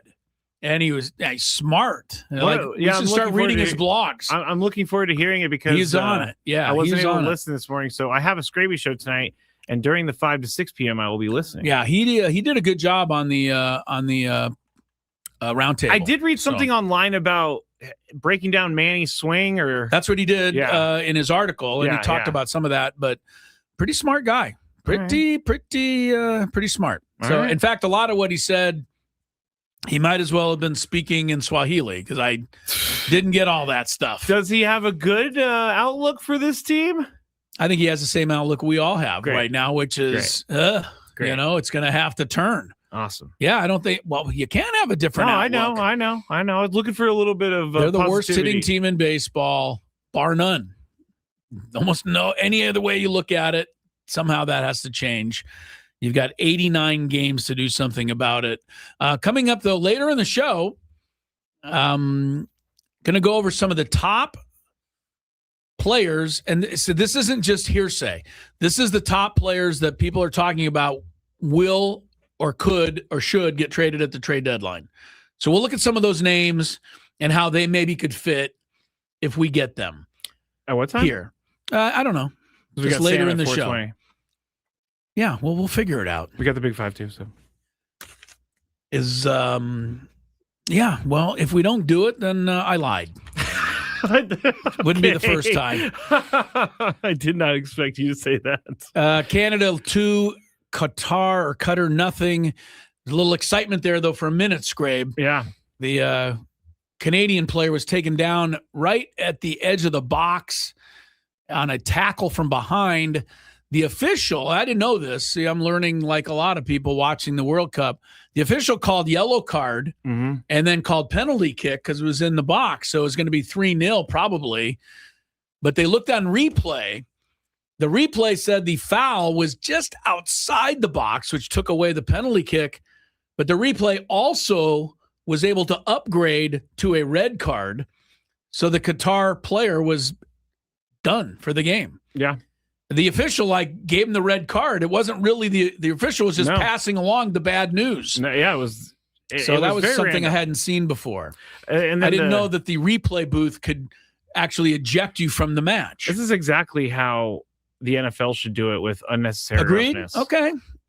So you see something that the officials miss. If the replay sees it, he can tell them, and you're out. If a quarterback, or if they throw a flag and it is deemed that it's not a flag, they just pick up the flag. There's no throwing players out or anything like that, but they need the replay assist to tell them if it was actually a roughing the passer penalty or not.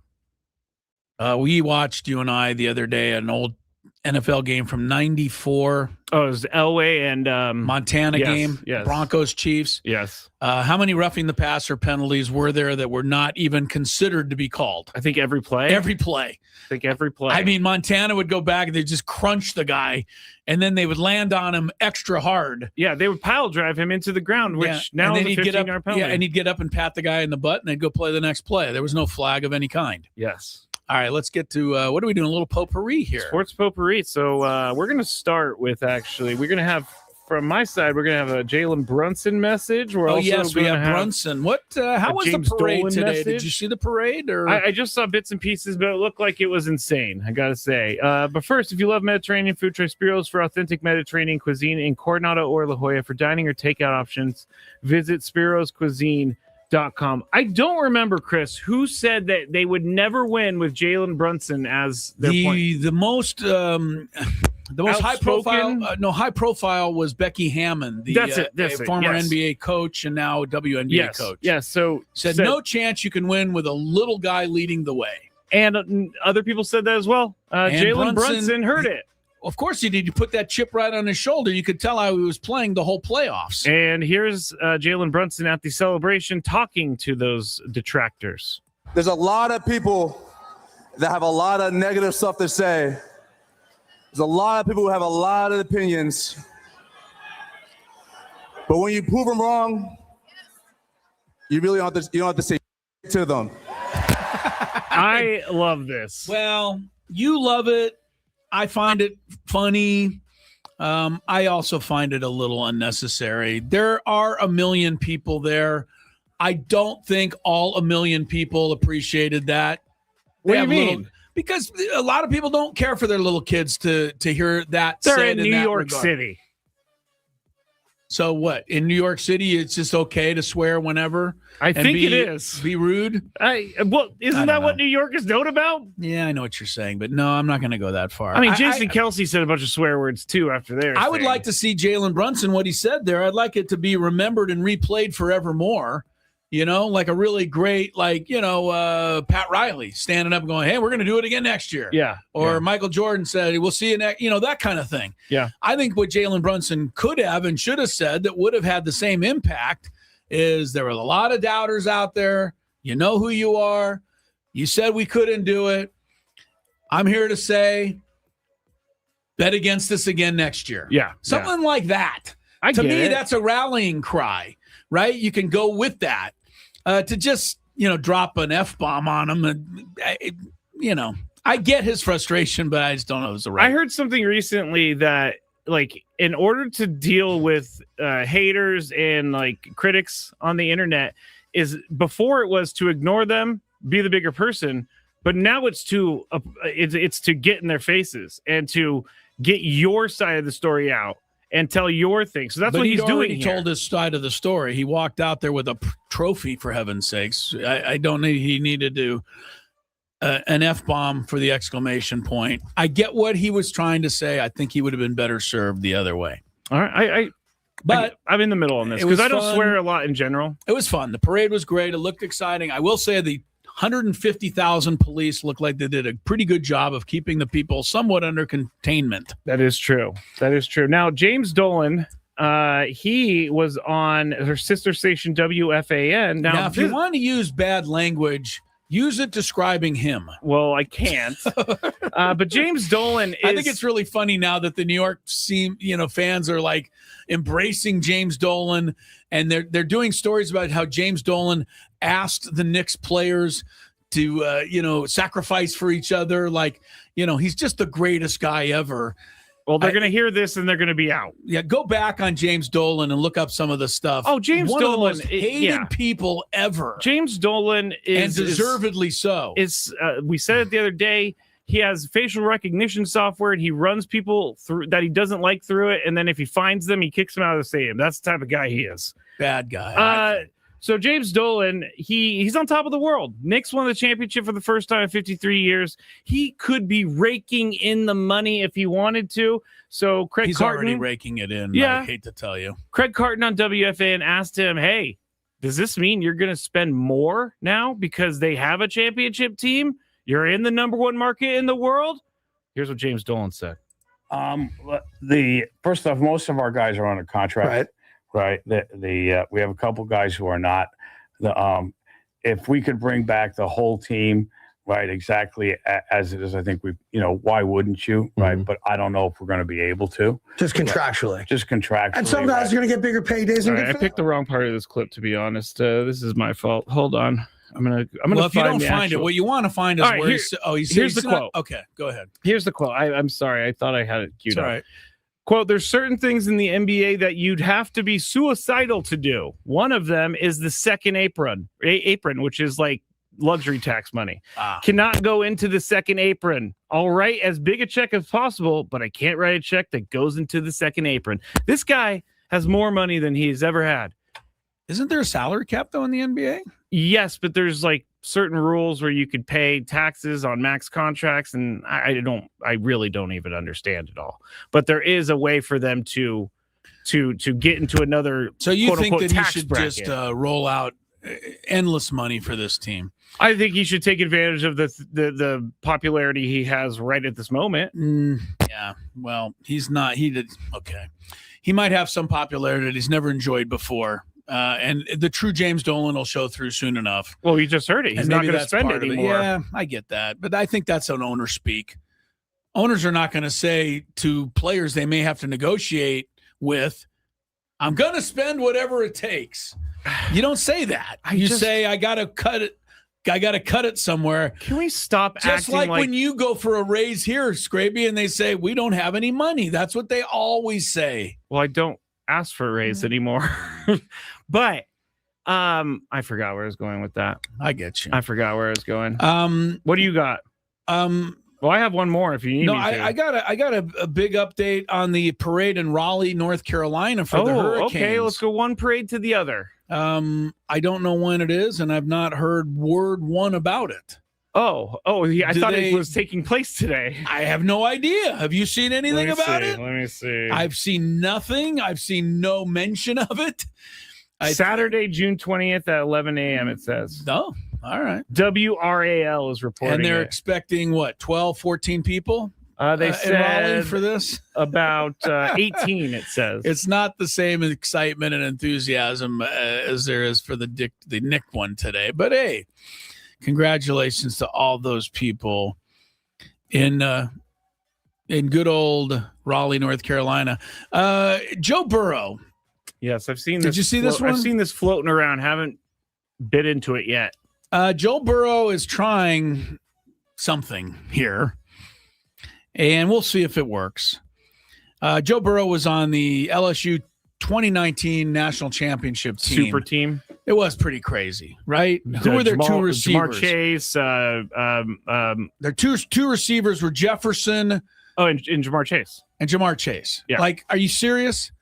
That's crazy. The two top picks in every year's fantasy draft for the next 5 years were Joe Burrow's two targets. Yeah, that's crazy. Right? So LSU scored like 60 points every game. They won the national championship. Joe Burrow then got close with the Bengals, right? They lost that game to the Rams. But the last couple of years have been really quite poor for the Bengals. Yeah, it's been a struggle. Joe Burrow says, that's okay. I have the vibe, and I'm feeling that this team is similar to the one we had at LSU. Okay. Well, all right, one part of it's similar. He got Jamar Chase. Yeah. But that's pretty much where it ends. I don't see any. What have the Bengals done? They brought in Sexy Dexy. Who's that? Dexter Lawrence. Sexy lineman. Dexy? Yeah, for the Is Giants. that really his name? His nickname is Sexy Dexy. He had a Campbell's Chunky Soup commercial last year. It was great. I love him. They added what him. is he? He's a defensive was he lineman. a kicker? Or? Yes, he's a kicker. Okay. Yeah, I've not heard of him. So he's an interior lineman who's very, very, very I follow the NFL the same way most of us do. If I don't draft you in fantasy, I don't know who you are. Yeah, the defensive players take a hit on their name in the house because no one knows who they are. Well, but I don't know what you're talking. Wait, what Joe Burrow's talking about either, Chris. I don't think that they're Super Bowl bound. Did the Bengals win more games last year or the Dolphins? It was pretty close. I can check for you. I think it was 8 to Dolphins 7. won 8, right? Dolphins won 7. They won surprisingly. 7. I think the Bengals won 8. I'm gonna give the Bengals the nod. 6. Oh, Dolphins beat them out. Yeah. So there you go. That is it. That's a terrible season. 6-11. I know Joe Burrow. Well, I brought this up before. The Dolphins won more games than Kansas City did last year. That's how far Kansas City fell. So why are you so upset about your team? I'm just reading the press clippings that all say Miami's going to be the worst team in the NFL this year. If you were in the... Those are the press clippings. I don't make them up. If you were in the NFC South, Chris, you would have been one game out of a playoff spot. Yeah, right. Because everybody finished under 500. I know. How Miami won 7 games last year. Maybe Mike McDaniel should have been given a raise and re-upped for another 10 years. Maybe. Based on how bad that team really was. All right, I got to tell you this quick one because this has happened to me, and this actually hurt me to even read this. But Detroit Tigers outfielder Wencel Perez was injured in a freak accident after Tuesday's game. He was working with a therapy band, and it snapped and hit him right below the eye, Chris. Right below the eye. So he's going to be out for a little bit. But the reason I've done this before, like I was at a gym. You hit yourself in the eye with the therapy band? I was at a gym and I was doing a therapy band and it snapped and it hit me right in the face. And I got to tell you, I thought I was going to lose my eye. It hurt so bad that it hit me in the face. So you've had better feelings. I'm glad that this guy's okay because these things are very dangerous. Therapy bands can hurt. I would think you got to be a little careful. Yeah, but he's going to be out for a little bit. The one thing that's a little troubling, and I feel bad for him and you, is that when you use a therapy band, it's supposed to make you feel better. Yeah, not worse. You're right. It's supposed to, but it didn't. One last thing, Brendan Sorsby. We can't get too far into a day without mentioning this guy, but he did officially drop his lawsuit against the NCAA today, which he had to do. Because he has to be completely ineligible now in order to go into the supplemental draft, which the deadline to apply for is Monday. Oh, okay. So Sorsby continues to follow along there. The thing is, he's going to have so much press around him just because people want to see what happens. His agent has come out, by the way, and said that the University of Cincinnati, where he played last year, knew all along that he was gambling and just swept it under the rug. Well, now Cincinnati the folks is going at to be Cincinnati aren't too pleased with this. They are vehemently denying. Oh, all of that. they better not have known about this and let him play, because Texas Tech, I mean, Cincinnati, that would be way worse. Do we believe Cincinnati, though? Do you believe that a guy made 40,000 bets and I didn't know about it? I believe that it's Cincinnati possible. Look the other way. Okay, it's possible because everything's kind of quiet on your phone. I get it now. But I also, maybe I was in a different world, but when I played, it's just, we're talking baseball at San Diego State, and I was one of the least important guys on the team. Jim Dietz still knew, every test I took in every class. So course. These coaches and these places tend to know all that's going on. And it surprises me every time they say they were clueless. Especially with how much money they invest into these guys. Right. They're not just giving these guys money and not checking up on them. It's hard to believe that Cincinnati did not know. Brendan Sorzi's agent said they did. We got Chris versus the fans, 833-288-0973.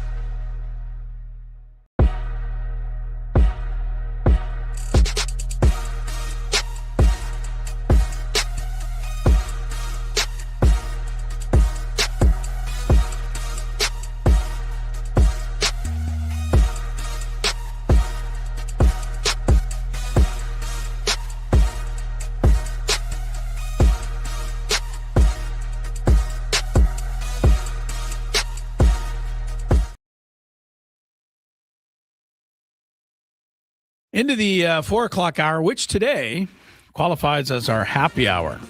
Gwynn and Chris on 97.3, The Fan. Chris Ello, Matt Skraby. Odyssey Palo Studios. Tony Gwynn Jr. is idle today. Unfortunately, we'll all be idle tomorrow. Day off. It'll be Juneteenth.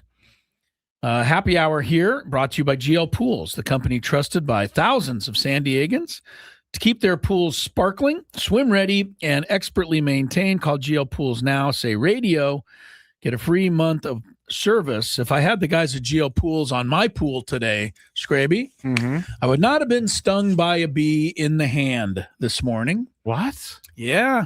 You're just swimming and it's stung you? There's a bunch of bees. I guess bees, I don't know that. I don't want to anger or upset any bee lovers out there. But I don't know the bees are that smart when it comes to swimming pools. And they dive in there. Wait, you're worried about upsetting the bee people? Yeah, right. Yeah, well, there's probably somebody out there. But anyway, the bees dive in the pool, then they can't get out. And so I see them swimming around at the top, and I actually try to save their lives. I go underneath with the water and kind of scoop the water out. I've done this too. And so the bee goes out into safety. I've done this too. You know, so I feel I should be, applauded in the bee community. Yeah. Anyway, I did that today, and it didn't work exactly how I intended. And when I was done scooping the water out, the bee remained in my hand. Oh. And didn't seem to like that. And I don't know if it was a full sting. I don't know if that's possible. Maybe somebody who knows a lot more about bees than I do. Felt like it was kind of the beginnings of a sting, and I was able to shake the bee off, and it didn't like get red and kind of crazy like a lot of times. Yeah, I don't really have. I don't either. I'm not a bee expert. Right. So I'm counting on somebody who's a bee expert. Can you get a half of a sting? Is there such a thing? Sure there is. I don't know. Don't bees die when they sting you? That's what I thought. But maybe if you do a half a sting, you don't die. I don't know all the bee. And do bees know that if they sting, they're going to die? Because that would be crazy. Right. And has anybody ever been able to ask them if they know? Like how... Jerry Seinfeld was a bee in that movie. Maybe he knows. But my bottom line is GL Pools would not, they wouldn't put up with this. No, there would be no bees anywhere. It'd be all cleaned up. No. U.S. Open golf, guys that are in the clubhouse in Southampton, New York, Shinnecock Hills Golf Club. Sam Stevens, an American, is at -2. Don't know much about him. Rory McIlroy and Ludwig Oberg, -1. Those are guys you know. A couple of guys in there at even par. Tommy Fleetwood, Ricky Fowler +1, Scheffler +2. So he's 4 off, which is not impossible for Scheffler. I know. But still not a great day for him. Cameron Young also +2. He's the third-ranked golfer in the world, by the way. I bet you I could even stump you on that. Who is the third-ranked golfer in the world? Cameron Young. Oh, I mean, yeah, I wouldn't have guessed that, but it does make sense because he's been playing really, really well. He's third behind Scheffler and Rory. Koepka +3 today. And our guy J.J. Spawn probably not going to be defending his U.S. Open championship after a 7/77, which I'm sure upsets him. But imagine if you or I shot it, we'd be like buying drinks for the whole town of Southampton, New York. That'd be my best score ever. Guys that are on the course doing quite well right now include Wyndham Clark, -2. You're going to hate this one, Skrabe. John Rahm, -2. Dustin Johnson. Remember him? I do. -2. He's a U.S. Open champion. Bryson DeChambeau -1. And what in the world happened to Schauffele? He was just there a minute ago. Did he have like one of those really bad holes, or am I just not seeing his name? He was tied for the lead, and now he must have triple bogeyed. He's +1. So I'm assuming Schauffele just had a triple bogey. Let me call up his card here. Costly triple bogey. Well, no. He was -2 and then had 3 bogeys out of 4 holes. So not a triple, but he's at +1. He had been doing much better 20 minutes ago. than he is now.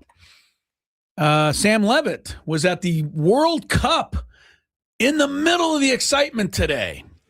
He saw, was it Scotland? No, it's Switzerland and Bosnia-Herzegovina. Herzegovina. Them. He saw a 4-1 victory for Switzerland. He's going to give us his World Cup report in 15 minutes. Right now, Chris versus the fans. If you had one shot, one opportunity to take down the human almanac himself, howdy do. Now is your time. Listen to me, this guy is dangerous. Now is your opportunity to win a prize. Well, I hope you know what you're in for. Chris versus the fans starts now on 97.3 The Fan. All right, we got two things for you today. We have a qualification for the grand prize, and then we got some Dave Chappelle tickets to give away. But the grand prize is if you win, you'll be qualified for the chance of the grand prize: a 2-night stay at Town and Country Resort and $250 food and beverage credit. Work on your resting vacation face this summer at Town and Country Resort. 3 pools and a 4-story water slide named Twister make Town and Country a family favorite. Rates start at $199 per night exclusively for fan listeners. Visit towncountry.com/thefan to book now. Also, you will be receiving some Dave Chappelle tickets for his show on Sunday. A pair of those tickets at Viejas Arena. Tickets at Ticketmaster.com. Somebody will have to report who goes to that concert, because I'm curious of one thing. I'm 99.9% sure no smoking allowed inside Viejas Arena. I've been there many times. Yeah. Have you ever seen Dave Chappelle perform without I don't watch a lot sucking of down a bunch of cigarettes? I haven't watched a lot of stand-up. If you ever watch Dave Chappelle, the cigarette comes with the show. I didn't know he was a cigarette guy. Honestly. So, well, I don't think he can be, right, in a venue where there is no smoking, or does he win out on that? Oh, I'm sure he can win out. You think? So you think he can just go up there and light a couple of darts up and go at it? I really don't know. Yeah, well, that's why I want somebody to report back to me on Monday. All right. The rules: you have to make it through 3 questions. Each question will get more difficult. If you get the question right, you move on. If you get it wrong and Chris gets it right, you're eliminated. But if Chris gets it wrong, then you move on to the next question or you win. If you're a first-time player, let us know before you get into it, and you'll get that question for free today. All right. Everything has been said. Let's go to Jose. Hello, Jose. Hey, how's it going? Pretty good. You ready to play? Yes, sir. All right, here we go. Name all 3 countries hosting the World Cup. Seems like United States, Mexico, Canada. Nice job. All right. I got to be honest with you, that was a very good guess, Jose. Because if it would have been United States, Mexico, and say like what? Bosnia-Herzegovina. That would have been surprising. Yes. Yeah, that would have been surprising. There's a lot of traveling going on there. All right, here we go. Question number 2. Juan Soto debuted for the Washington Nationals in what year? 2019? 2019. Stay there. They won the World Series in 2019 with Juan Soto. Oh, that's a good point. I don't know if he debuted the year before or 2 years before. I'll say 2018. I'm not sure. Sorry, Jose. It was 2018. You know, the Juan Soto being on a World Series champion team is the one fly in my ointment. You know, when I try to say this guy doesn't care about winning and he's only all about his own stats, because Juan Soto defenders can say, well, he did win the World Series. He did. And I can't argue that. In his second year as a baseball player. Yeah. All right, let's go to Michael. Hello, Michael. How's it going, fellas? Hey, Michael. Not too bad. We're good. You ready to play? Yes, sir. Here we go. All right.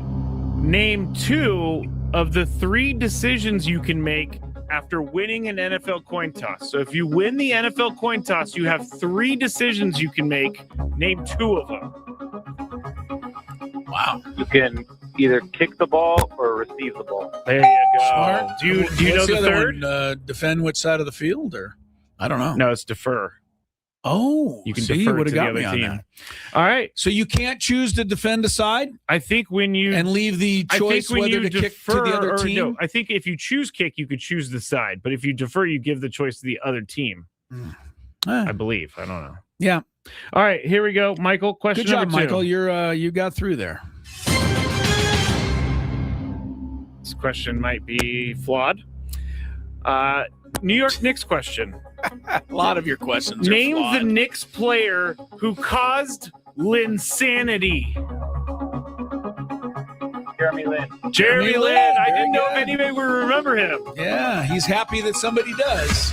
Yes. Did you hear, side note, there's a rumor that Kim Kardashian, at the height of Linsanity, wanted to date Jeremy Lin, and like his representative said no. And so he didn't get to go on a date with him. It would have been probably the most high-profile thing he ever did. Probably. If he would have got in there with Kim Kardashian. Jeremy Lin, by the way, do we know the year of Linsanity? 2012, maybe? Actually, we do know because he only played for the Knicks for 1 year. Oh. So I'm looking him up here. It is one of the craziest things that ever happened. The guy averaged 14 points a game that year, which is not terrible, but not superstardom. But he was so good for 2 weeks. Oh, man. That he made the cover of Sports Illustrated 2 weeks in a row when that mattered. Yeah. Linsanity. So Linsanity was a real thing. It was definitely for a player that really had a nondescript career otherwise. He did. Yeah. All right, Michael. Question number 3. You get this right or Chris gets it wrong, you're qualified. By the way, there's going to be a brawl in the Canada-Qatar game here pretty soon. I have no idea what happened, but there's a Canada guy lying on the field. Oh, and they're bringing a stretcher. They're bringing an ambulance out practically. And the guys are now pushing each other. And all the rest of the players are going after the player of Qatar who laid him out. Yeah, it's getting ugly up there. Sorry about that, Michael. Sorry, Michael. It was a commotion on the TV. Yes, it caught our attention. All right. Who is the oldest golfer to ever win the U.S. Open? They did it at 45 years old. That's a hard one, I think. U.S. Open, oldest U.S. Open golf champion. Yes. All right. Not a big golf guy, so I'm going to pass this question. Gonna pass. All right. Let's hope Chris doesn't know. Yeah. I don't know this one offhand. I know, look, everyone knows Jack Nicklaus won the Masters at 46, and I think that's the record. And most people know that Mickelson won, I think it was the PGA, and he was already 50. Yeah, that was a big deal. So that was incredible. But the U.S. Open 45, I'm going to take a crazy guess here, Skraby. Oh, no, I don't like this. Ben Hogan. Oh, Ben Hogan. Yeah. I mean, he won 4 of them. Yeah, he won a few. He didn't win when he was old. Not the answer. Michael, stay right there. I'm going to get your information. Good for you, Michael. Hale Irwin did it in 1990. I remember that guy. Hale. First of all, Hale Irwin's a very good player. He was a great player, but whose name is Hale? Nobody's. Well, his is. And Hale Irwin, look him up if you want to. Hale Irwin had the wire-rimmed glasses. Yes. He didn't look like he could beat you at a game of tiddlywinks, let alone, win the U.S. Open. But Hale Irwin was a hell of a good golfer for a guy that just never looked the part. No, right? And he what didn't does a golfer have look like, though? Yeah, and he didn't have the savvy of a great athlete striding down. And I don't even know if there was too many Hale Irwin fans out there. There must have been a few. There's got to be a ton of Hale Irwin fans. But Hale Irwin had I bet he won more than one major. I bet he won. I think he did. He might have won 2. And he did well on the senior tour. But we need to get the break because our guy Sammy Lev's on the other side. Sam Levitt, 3-time U.S. Open champion. Hale Irwin won the U.S. Open 3 times. Wow. How do you like that? I like it. So good for you, Hale. The only person I've ever called Hale and the only one I ever will. Sammy Levitt from the World Cup. I don't know if this is a match made in heaven, but we'll find out when we come back.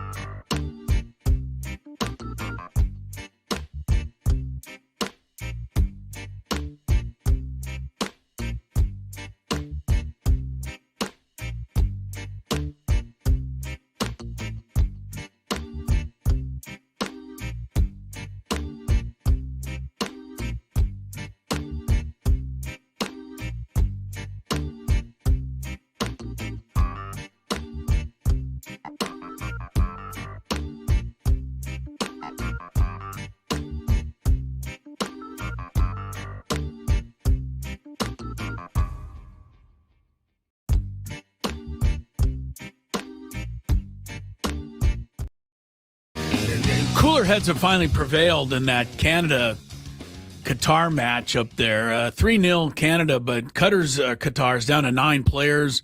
One of their guys just absolutely pummeled the guy in Canada.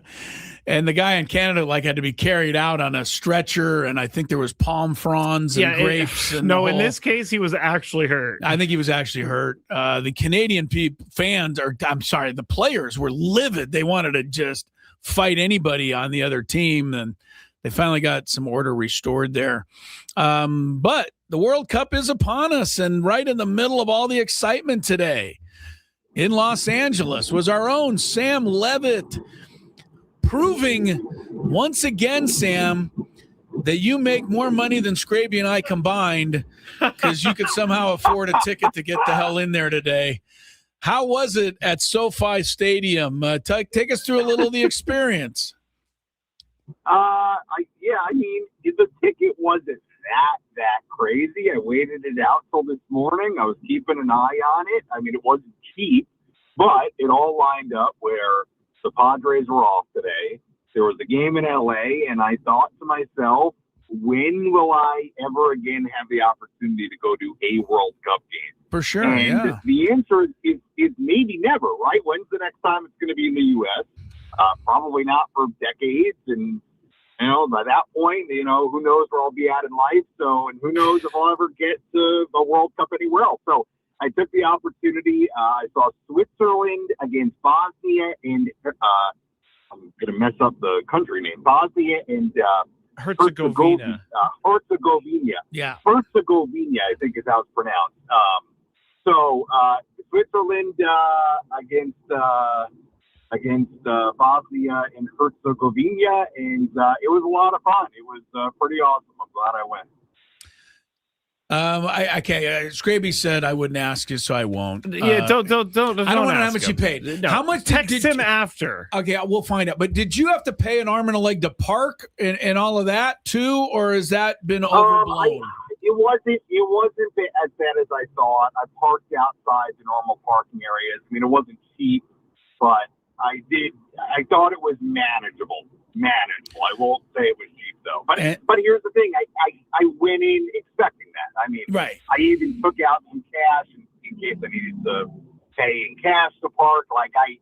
I went in expecting that it was going to be, a pretty penny to park and on top of the ticket. And I factored all that in when I decided to go. So yeah, it was all right. I wouldn't have embarked on the journey if I was not prepared for the cost. Yeah, we're talking to Sam Levitt. He's coming back from the World Cup up in LA. And one thing I've always told Sam, I've said this many times on the show, I appreciate that Sam goes and does things. He doesn't just sit at home like me, and I'm trying to emulate that in certain ways. You should pick up more on that, because life experiences to me are way worth more than the money that you spend for them. So Sam, I'm curious, what was the national pride like in that stadium? And what did you try to buy a Bosnia Herzegovina jersey up there or what?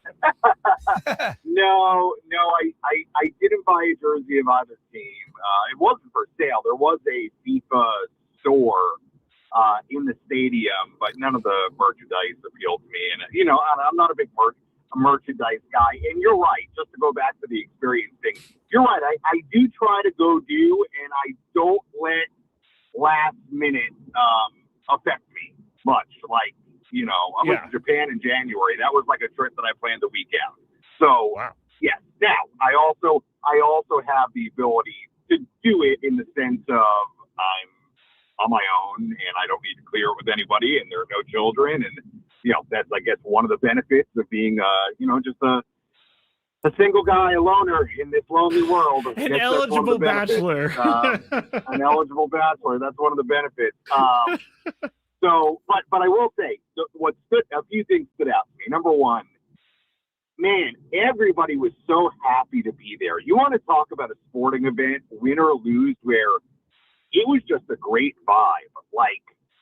People were just happy to be there. And you know what? I get it, because I think for a lot of people, especially if they're coming from far away, this is like a once-in-a-lifetime experience, right? To go to the World Cup. I'm sure for anybody that actually was there from Switzerland or from Bosnia, you're talking about what a journey to go to the World Cup. It only happens once every 4 years. And so there was a real joy to it. Like, seriously, I really noticed it. There was a real joy to the whole thing. Way more Bosnian fans than Swiss fans. Oh, really? Way more. I would say it could have been 80-20. At least 70-30. Wow. It could have been 80-20. Way more. Really? Okay. Yes, way more. But those fans on the whole also were just louder. They were more rowdy. They were louder. They were making tons of noise. They were kind of partying. Supporter section was making way more noise. The first half, I was shocked at how just quiet the Swiss fans were. It really was. Even the section where they were standing and cheering. The match, the first half, nothing happened. 0-0. And I was like, man, this is, and I like soccer. I don't mind watching it. But in person, one thing that I find weird is this is not the first soccer match I've watched, but it's certainly the biggest one I've ever watched. When nothing's happening, it's just quiet. Like, there's no noise from the pitch. The fans aren't making that. I mean, you hear their chants and stuff, but they're not making that much noise. Like, it just 45 minutes went by. It was like, oh, wow, nothing really happened over 45 minutes, which is, going to prove I hate to tell you, Sam, right. I could have predicted that was going to happen. It does seem to happen in a lot of soccer matches, I hate to say. Now, the second half, the Swiss scored 4 goals. Oh, all right. Bosnia and Herzegovina scored 1. But the Swiss had a 3-0 lead at one point late in the second half. So the Swiss won, and that got their crowd going. And I'll tell you another thing that I did not expect. Now, I don't know how much this has to do with the fact that Mexico is playing tonight. There were a ton of Mexico fans at this game in LA between 2 European countries. Ton of Mexico fans, to the point that after the match, Mexico fans were like celebrating and like partying and chanting outside like the stadium and in the concourse. But here was the awesome part. They were chanting Mexico. They had all these chants going on. But then they were like chanting with the Swiss. They were chanting with the Bosnians. Like, they were chanting each other's countries. I got great videos of it. It was really cool. Like, again, there was like just a certain joy to the whole thing, win or lose. And I'm happy I went. It was really interesting and fun. And, probably the only time I'll ever go to a World Cup match. So it was worth it. You know what it sounds like to me is it sounds like sports on steroids. And we talk about how sports, it sounds like a cliche, but it's true. Sports brings people together unlike almost anything else. And in the case of a World Cup, it sounds like, not only bringing the fans of, Bosnia, which I looked up while you were saying is 6,000 miles away and takes 12 and a half hours to get here. Yeah. Not bringing them together, but bringing them together even with the Swiss fans and bringing the Swiss fans together with the neutral fan. Everyone gets in on sports like this, and it is hard to put a price on that. It's something that, we need a lot more of, I hate to say, and not trying to be. It felt like again, just for a one-off match that look, whoever was playing today is who I was going to see. Today was the day to go. So it could have been any countries to play. These happen to be the two for me today. But yeah, I will say there was kind of a unique, real joy to the event. So it was cool. It was also my first time at SoFi Stadium. I'd never been. Oh there. yeah, yeah. That's another discussion. Yeah, it's another discussion entirely, but it is a pretty cool place. Before you go, Sam, this is the thing I really wanted to know: how much was a Bosnia Herzegovina dog? A hot dog? I didn't have a hot dog. I had a pepperoni pizza, and it was like $19. Oh, which seemed. But it seems pretty heavy. Standard for us. It is standard, but it still hurts. Yeah, but do you want to know? You guys. It was a Switzerland match, Sammy. You should have had chocolate or something. Swiss chocolate at least. No, there was no. I will say there was no. It was. I will say this: it was a very, as far as the game presentation and the stadium, and it's very neutral, like very neutral. There's not a whole lot of like country flavor outside the colors, which I guess this is the way it has to be. Remember, they're playing a bunch of matches there from all different kinds of teams. So that would be cool if they could, like, you know, give you a little local cuisine. Wouldn't that be neat if they had like kind of the local fare of the country available? It would. That'd be cool. Standard. But how about this? What was how about this? He's not done yet. I'm not lying. But the guy who gave me, who took my order for the pepperoni pizza, he recognized me. What from what? From like TikTok or from like Padres stuff? From TikTok. No, that's from TikTok. great. He was like, "Wait, are you?" I was like, "Yeah, that's me." I love it. That's so funny. I love it. So funny. I love it, and it's almost not surprising. It's not surprising. That's awesome, Sam. Real quick, was security tight, or for a match like this, was it a little less? It was normal. It was normal. Normal stadium stuff. Nothing over the top. It was crowded going in. I mean, I went in at like 11, and the match started at noon. Yeah. So it was crowded, but no long lines. It was very, very standard. I really, from that point, I didn't notice anything really out of the ordinary at all. All right. Well, Sam, thank you, Sam. that's so cool of you to call in, because I think all of us want to kind of get a feel for what it might have been like had we gone, and not all of us are going to be able to go. So thanks for that. Thank you, Sam. Felt like I was there myself. Sam Levitt on the Swiss victory over Bosnia-Herzegovina, 4-1 the final. Drive safe. Get home safely, Sam. Yeah, we'll see you in a little while, Sam. Thanks for checking in with us. Yeah, you got it. I'm sitting in traffic. I'm doing something I don't normally do, which is drive during rush hour on these highways, but it is what it is. You do now live in Southern California. You know that. Yeah. Yes. Yeah. All right, sir. Make a TikTok video or something. Yeah. Oh, you can't actually do that. Use your time wisely. You can't use your phone while you're driving. Anyway, thank you, Sam. Yeah, no kidding. You're telling him to break the law. All right, bye, Sam. Well done.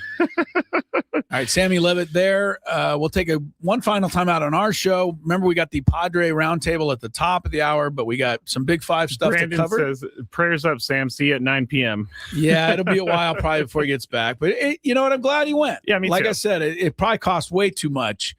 But, 12 years, 15 years, he'll remember going to the match, and he won't remember, how much it cost. Yeah, of so course, it was an experience. Yeah. Good for him. All right, we'll come back and wrap things up next.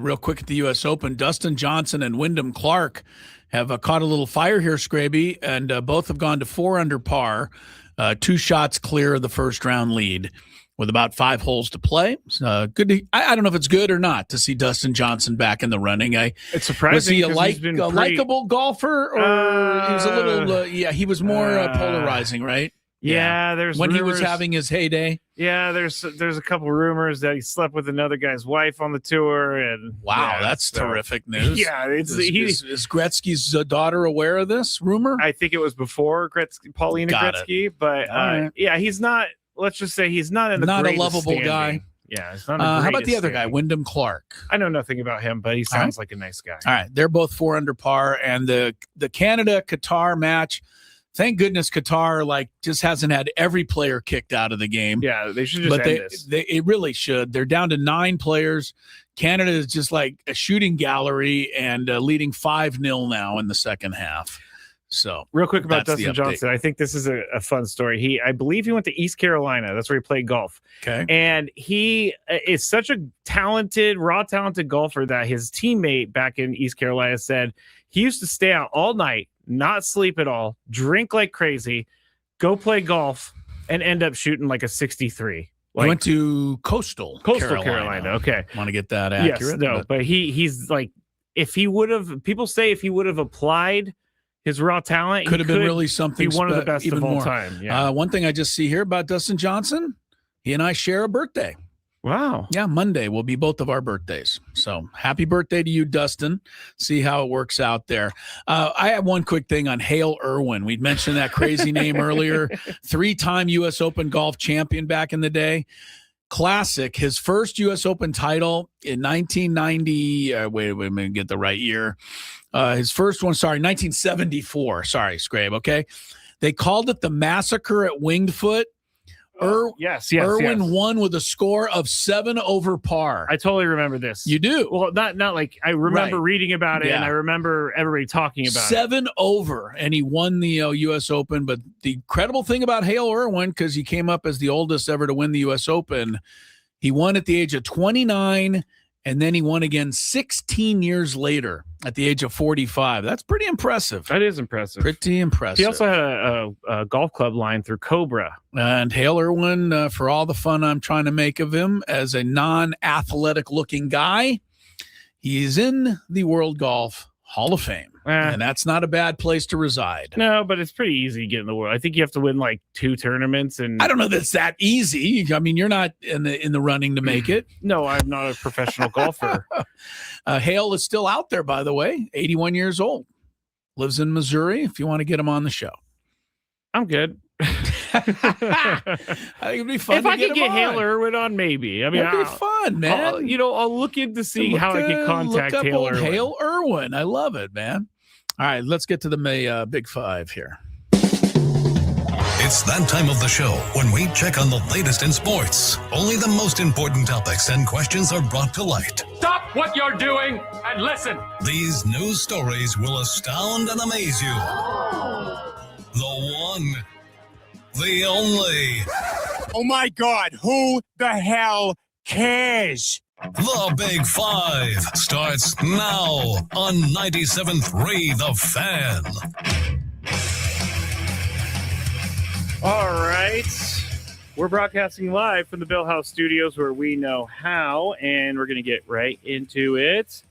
Number 5. So yesterday, Baker Mayfield, or maybe in the last couple days, he was talking about how the Buccaneers are telling him that his style of play and how he gets banged up a lot every season is a reason for them not to pay him top dollar as their quarterback.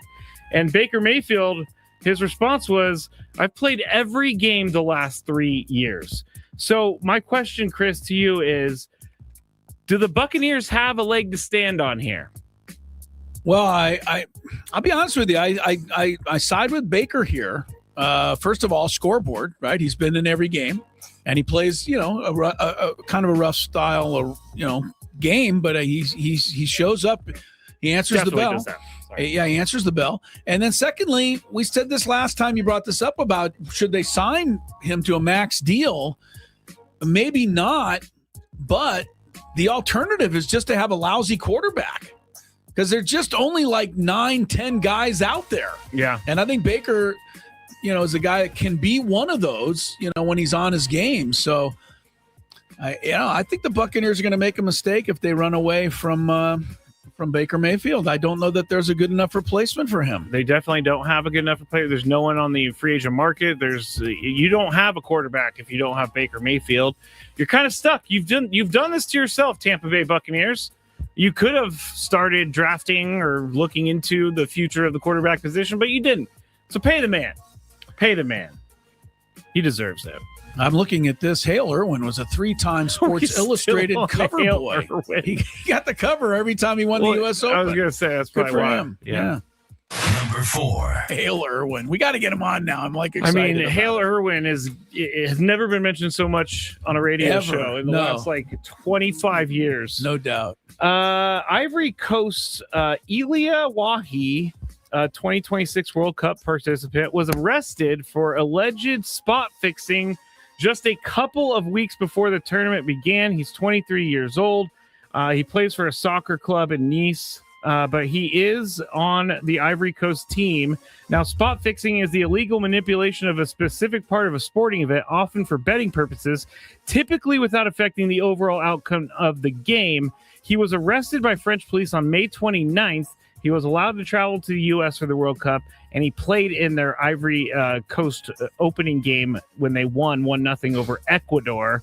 The other thing I saw that the investigation was whether or not he earned a yellow card on purpose. So it was, will this player or will a player get a yellow card? Anyway, Chris, or I'm up first. Should he have been removed from the team? I don't see how you can't remove him from the team. I mean, this is how you deal with it. If you're caught betting as an athlete, you're done. That's how you get us to believe in it and to trust the system. But if you're allowing players who get caught betting, we're not going to trust the system. Chris. Well, I mean, you sound like you're taking a thinly veiled shot at the NCAA. I'm taking a thinly veiled shot at everyone. Okay. I mean, the NCAA, for as much as I hate about them, they did their best on the Sorsby to not allow him to play. They ruled in every way they could. One judge, one place, kind of overruled them back.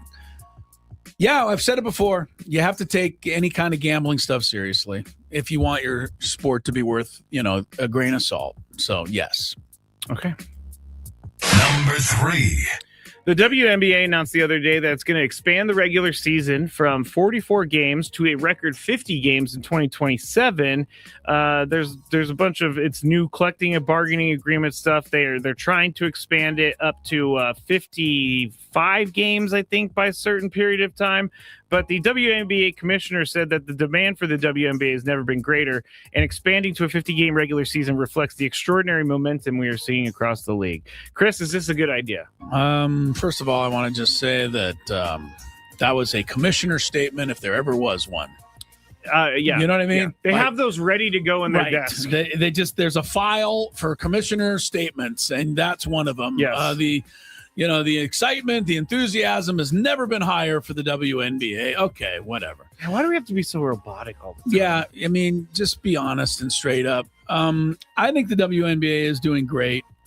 It's obviously a money-making proposition, or they wouldn't be adding 3 more franchises. People are lining up to get teams now. That's good. The players are starting to make some inroads in terms of how much money they're getting paid. They'd probably like to go a little bit more with that, but it's getting better. I think the games are great. I'm looking up the WNBA average attendance last year, 11,148 for the whole league. That's pretty good. It's not the NBA, but it's up 2,000 from the year before that. Arenas are not like they're like 15 to 18, 20,000 people. Golden State Valkyries 18,000 per game. Dang. So they're selling out up there. Strike while the iron is as hot as you can, and get some more, play a few extra games. The one thing about that, it's not going to change how the fans react They're right. They're not going to go, well, you know what? I'm only going to 44 games. Yeah. I'm not going to 48. I'm not paying attention to anymore. Don't think the fans will think much of it. It'll be a little ticket price raise, but it'll also be more money for them to split up with their players. Yeah, I mean, I think that's how they make money is in regular season. That's where you make your money. That's why they play so many games. They wouldn't play. You know, everybody says Steve Kerr's right. They need to take the amount of games down in the NBA. It's all well and good, but the owners won't do it because it's giving away gates, giving away full arenas of people. So that's why they play so many games, for the owners to make some money. Yeah. The money. The money, honey. I don't really have any other thoughts except for... Yeah, I don't have any other thoughts. You're watching... sorry. Watch Caitlin Clark versus Reese tonight. It'll be fun. Okay. The golf has accepted the proposed golf rollback spearheaded by the USGA and R&A will now take place as a single date implementation in January 2030. So through the quote was through a series of formal feedback processes and numerous individual stakeholder meetings, the governing bodies agreed on the across the game change in how golf balls are tested via the overall distance standard. We've talked about this a few times, and we talked to Charlie Hoffman about this as well. Do we need the golf ball to be rolled back? Yes, we need the golf ball rolled back. But explain I will what say, you mean to somebody who's just tuning in. What do you mean the golf ball's rolled back? Good question. The pros just crushed the golf ball right now, and so rolling it back would change the composition of a golf ball, so it doesn't fly as far. So it's not as force easy to golfers hit. to use a little bit more intricacy instead of just destroying the ball. Instead of just hitting a 375-yard drive and then going sand wedge, you hit a 300-yard drive and then you have to hit a play a little different something like that. Okay. Charlie Hoffman said this. He said bifurcation means like the pros use the same stuff as the amateurs, and so they want to keep that because that's part of golf that you could play just like the pros. Right. But what do you think? I think whatever Charlie thinks. So he doesn't want this. Yeah. Well, and that's probably, I'm going to go with that. Yeah, I think I have to go with the PGA Tour professional. I'm going to go with Charlie. Number one. Number two, I think they could. I said this before. You got the money, put some sand traps out there 375 yards away from on the tee and say, look, if you want to go there, you're going to have to negotiate some sand. Otherwise, you're going to have to dial it down. I think that's a great way to do it. I don't like to take away from these guys' amazing skill to hit the ball that far. I don't. It takes your breath away. You stand on a tee and watch one of these guys hit the ball. It's pretty impressive. It is. I don't want them to have to dial that down. Make it just more difficult for them. That ball jumps off the club of a professional player. It's it's not even the same thing that we're doing. No, gosh, on the weekend. Our swing speed's probably 40 miles an hour less. Yeah. Number one. All right, the home run derby. It's going to undergo lots of changes, Chris. Is it? Why Last don't we year, I got a little tongue-tied there, but I was thinking four things at once. Why don't they just cancel the stupid All-Star game and have the home run derby from the beginning of the All-Star game? Oh, I see. Because that's all anybody cared about last year anyway. I have not heard about the swing off of the All-Star game. Remember the swing off last year? That better be a part of it. But you love that. Instead of having them, with a time limit, 4 minutes or 40 pitches in the first round, there's going to be no more timers. They're going to have 20 pitches. But here's why they changed it. Players were complaining that when they're tired and they're swinging, they're more likely to be injured, and so they don't want to have a timer. Are these fan events, Chris, just part of playing professional sports? Well, look, we already know that we're in the wimpiest age of being a professional athlete ever. I can say that as an old man who resides on my lawn. You young bucks out there are wimpy. We have to protect you from yourselves, so go ahead and change the rules so you don't break a fingernail swinging at too many pitches. They're saying that they will pull muscles because when they're tired, they lose their form, and then Anyway, we don't have a show tomorrow. We already took away extra innings for these guys. We've taken away the length of game. We've done it all for these athletes. Yes, we don't have a show tomorrow, but we will be back on Monday. Roundtable up next, and then Skraby show at 6 p.m. Anything else, Chris? No, I hope Tony gets me a ticket tomorrow night at the game where I can see the field. That's a good point. All right, Roundtable next. Hot take. Go to SelectQuote.com to get your free quote today. That's 1-800-329-1010. Details on example rate at SelectQuote.com. Padres Rangers tomorrow. We're going to hang a star for Fernando Tatis Jr. Pre-game 4:05. First pitch 5:05. The Padres play here on 97.3 The Fan. KWFN and KWFN HD1 San Diego. Hey, this is Jason Adam from the San Diego Padres. Strike 3 called. Great slider from Adam. The Padres play here on San Diego's #1 sports station, 97.3 The Fan. An Odyssey sports station.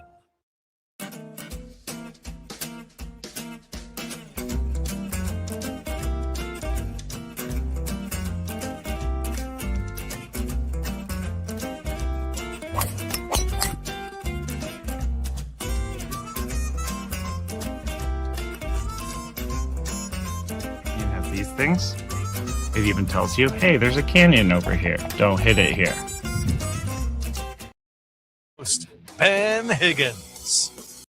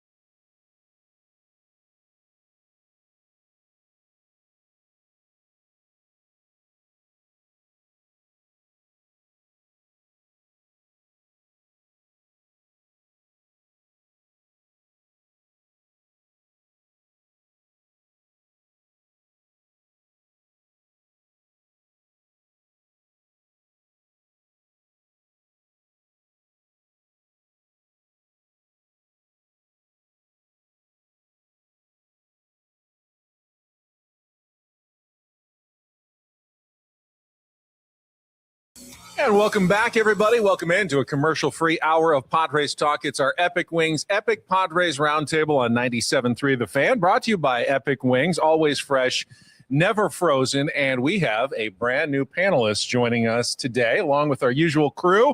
Braden Soprano down at the end. What's up? Stephen Woods. Hi. Next to me is Chris Ello. And joining us today is Padres blogger. You know him as Letters to AJ. Dylan is with us today. Dylan, thank you for taking some time and coming out from behind the screen and joining Padres fans in public here. Yeah, thanks for having me. I want to ask, before Dylan kind of speaks here, I want to ask all of you guys. Things have changed in baseball. I think in maybe 20 years ago when, blogs were first starting to become popular, traditional media may have looked down on, oh, these guys don't know what they're talking about. They're just fans. Honestly, for me, there's no Padres preparation without going through several bloggers, social media people that are just fans, because there is great insight out there that comes from beyond the teams, beyond the media, beyond the standard stuff that, Woods, I know that you feel the same way. Yeah, I always have, man. Since we started doing the show together, it was like, why am I any better to talk about this team? I just was in the right place, right time. And there's a lot of smart people out there. And I'm sitting next to one of them right now that that's the nicest thing you've ever said about you're Braden. welcome. You're welcome. You read and you go, I never thought about it this way. And hey, look, there's times you read blogs or you listen to podcasts, you go, you couldn't be more off base. That happens. I'm sure people think that when they listen to us sometimes. Absolutely. Braden, same kind of thing with you. Yeah, I think there's just a lot of now that with social media and having your own platform and being able to everybody's able to create content. You're able to get a more collection of ideas. You're able to, hear a lot of different opinions that might turn you in a different direction. Back in the, back in the 90s when callers were like a big thing, like, sure, you'd have a lot of people that were like saying some outlandish things, but there was a lot of educated callers too that now have a different type of platform, and now maybe a longer platform to get their ideas and their opinions out there. And you're going to see a lot that you might not not agree with, but you're going to see a lot too. You're like, oh, I didn't think about it that way. I didn't look at it like that. And it just makes us, I think, more well-rounded baseball fans. Chris, what about you? You're a little older school. I mean, have you been able to adapt to the blog and social media landscape of covering baseball? I've been able to adapt to people who write tweets that say I don't know anything about baseball, and the game tweets are different. The game is way different. The game has passed me by, and what am I talking about? I've come to appreciate a lot of it, there's really good ones out there. We've all got good opinions, and it's nice that we have the ability to get them out there nowadays. Well, in my opinion, Letters to AJ is really one of the best you're going to find. And Dylan, if I can ask, where does your Padres passion come from, and what was the inspiration to take time out of whatever your day looks like to put together the pieces and the insight that you do? Well, the Padres passion comes from just growing up in San Diego. I think writing about it is extremely helpful for me to understand what's going on in the season. And baseball, this is a game of tremendous failure. So the best team in the league is going to lose 60 games. When you're watching every game, you're going to see a lot of losing. That can provoke a lot of anxiety along the way if you don't really know, is this, does this portend more losing, or is this just a bump in the road? Writing about it helps you understand it, helps you enjoy the season. When there's problems that are lingering for a while and you understand them and you know that there will be an end in sight, you can just sit back and relax and watch the game, enjoy it more. So just put that to writing, kind of put what was existing in the group text for years into writing. That's basically the provenance of the blog. Is that when you say when the end is in sight, you mean death, right? For all of us, the sweet embrace, the sweet embrace of death, right? Yeah, one day it will mercifully all come to an end. But just complaining about BABIP on your deathbed, for sure. Well, this week's piece that you posted is about the ongoing struggles of Manny Machado, and can you just kind of give an overview for someone who didn't read it, or perhaps did read every single word and didn't totally understand it? Because it is one of the more fascinating developments of this Padres season. It's not Manny's having a bit of a down season. It's not that Manny's gotten a little unlucky. Manny's numbers have been shockingly bad for someone who is so consistently good over the years. And I'm sure the Padres are doing the same thing, in their front offices, trying to figure out exactly what's going on. Well, it's definitely multifactorial.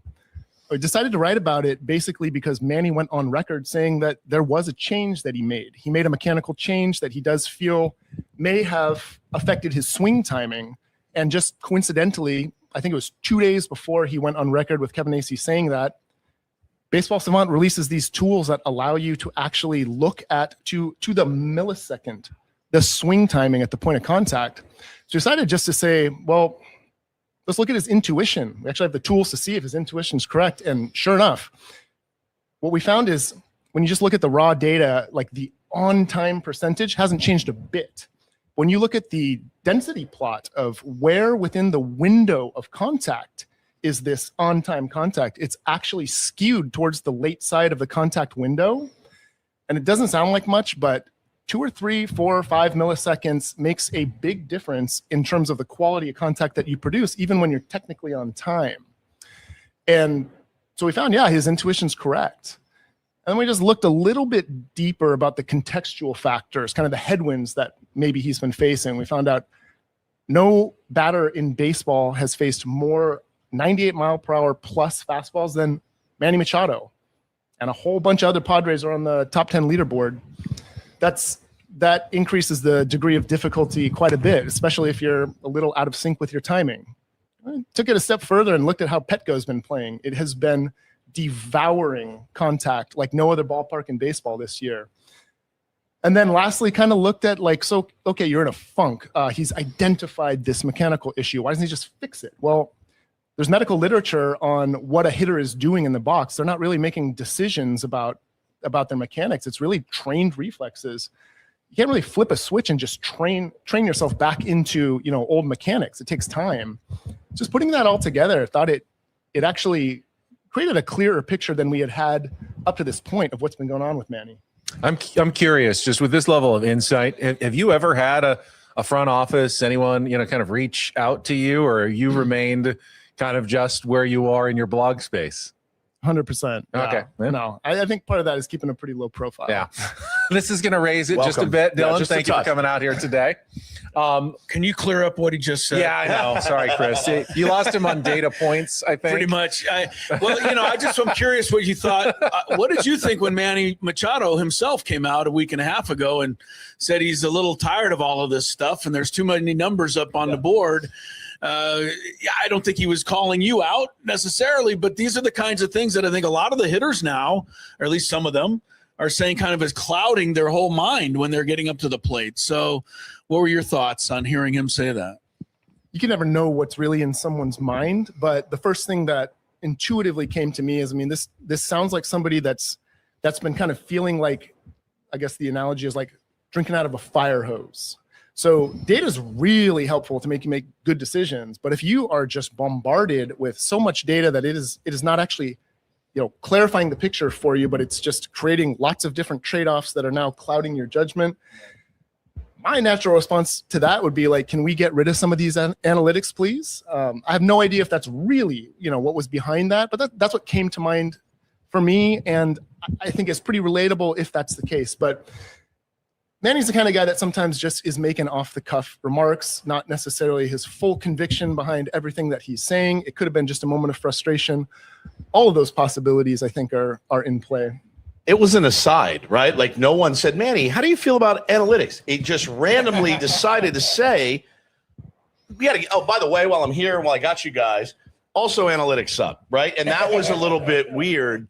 It was kind of no one asked him, and he just offered up that information. And that is a common sentiment among some people in the game still. You still have these two factions, and they're pulling each other. And people use that word analytics as a dirty word. And it's really not. I'm not saying Manny should never know what FIP is. He doesn't really need to know. It may give him a little insight as to how nasty a pitcher actually is. But if he doesn't want to learn FIP and XWO bacon and all this stuff, he doesn't have to. But what he does need to know is this is the data. The data says you're late. This is what you used to look like. This is what you're looking like now, right? That's helpful. I want to thank Dylan, because I've been covering Manny for going on 8 years now. And I've always tried to want to explain, like, when Manny talks, sometimes what he says, and you said it perfectly, doesn't have his full conviction. Yeah. So we have to kind of parse whether, hey, do we take this totally seriously, what Manny is saying, or not? And I never know, because he says it publicly, so you can't ignore it, but you also can't always give it a ton of weight and say, this is who Manny is at his core, because he said it at his locker one day after the game. And you're absolutely right. Not everything Manny says is said with full conviction and should be taken as the gospel according to Manny Machado. I kind of extend that sort of view to, any athlete. Sure. They're in the situation where, similar, to people up here, but quite a lot of what they say is not just something that's put out there and then, the moment passes and that's it. It's recorded, it's analyzed, it's scrutinized. And that forces some people into a situation where they're never saying what's on their mind. I appreciate that he's willing to just kind of thought pops into his head and he'll just put it out there sometimes, but that doesn't always mean that, that's a declaration of like a thesis statement. This is something that he really wants to be an issue.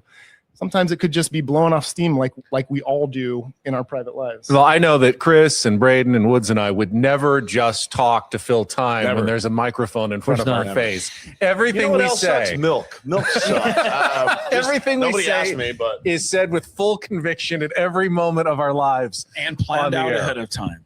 All right, let's talk about the team. And again, our special guest is Letters to AJ, Padres blogger. Dylan is with us. This can be a data-driven question or just a feel question completely. Braden, I'll start with you. Have the Padres made it through their darkest hours of 2026, or are there lower lows still to come? Well, I think you got to wait for after they play the Braves, the Dodgers, and the well, Cubs that's before you something can to think really about, certainly make it through. I thought before they started this stretch on May 1st that this was going to be from May 1st to the All-Star break was going to be the toughest baseball that they'd have to play all season long based on the teams that they were playing and how those teams were currently playing, mixed with who are the traditional powers. And you look at the second half of the schedule, sure, the Rays are on it, but you got a lot of teams in the second half of the schedule that are expected to be sellers at the deadline that are not going to be, anything close to what they are right now. So I don't think they're out of the woods yet. I think they're going to continue to, I'm going to use the term grind through these next couple of games, but it just seems like the Padres have, gotten some teams that are hot at the right time, even like teams that you would expect them to do well against.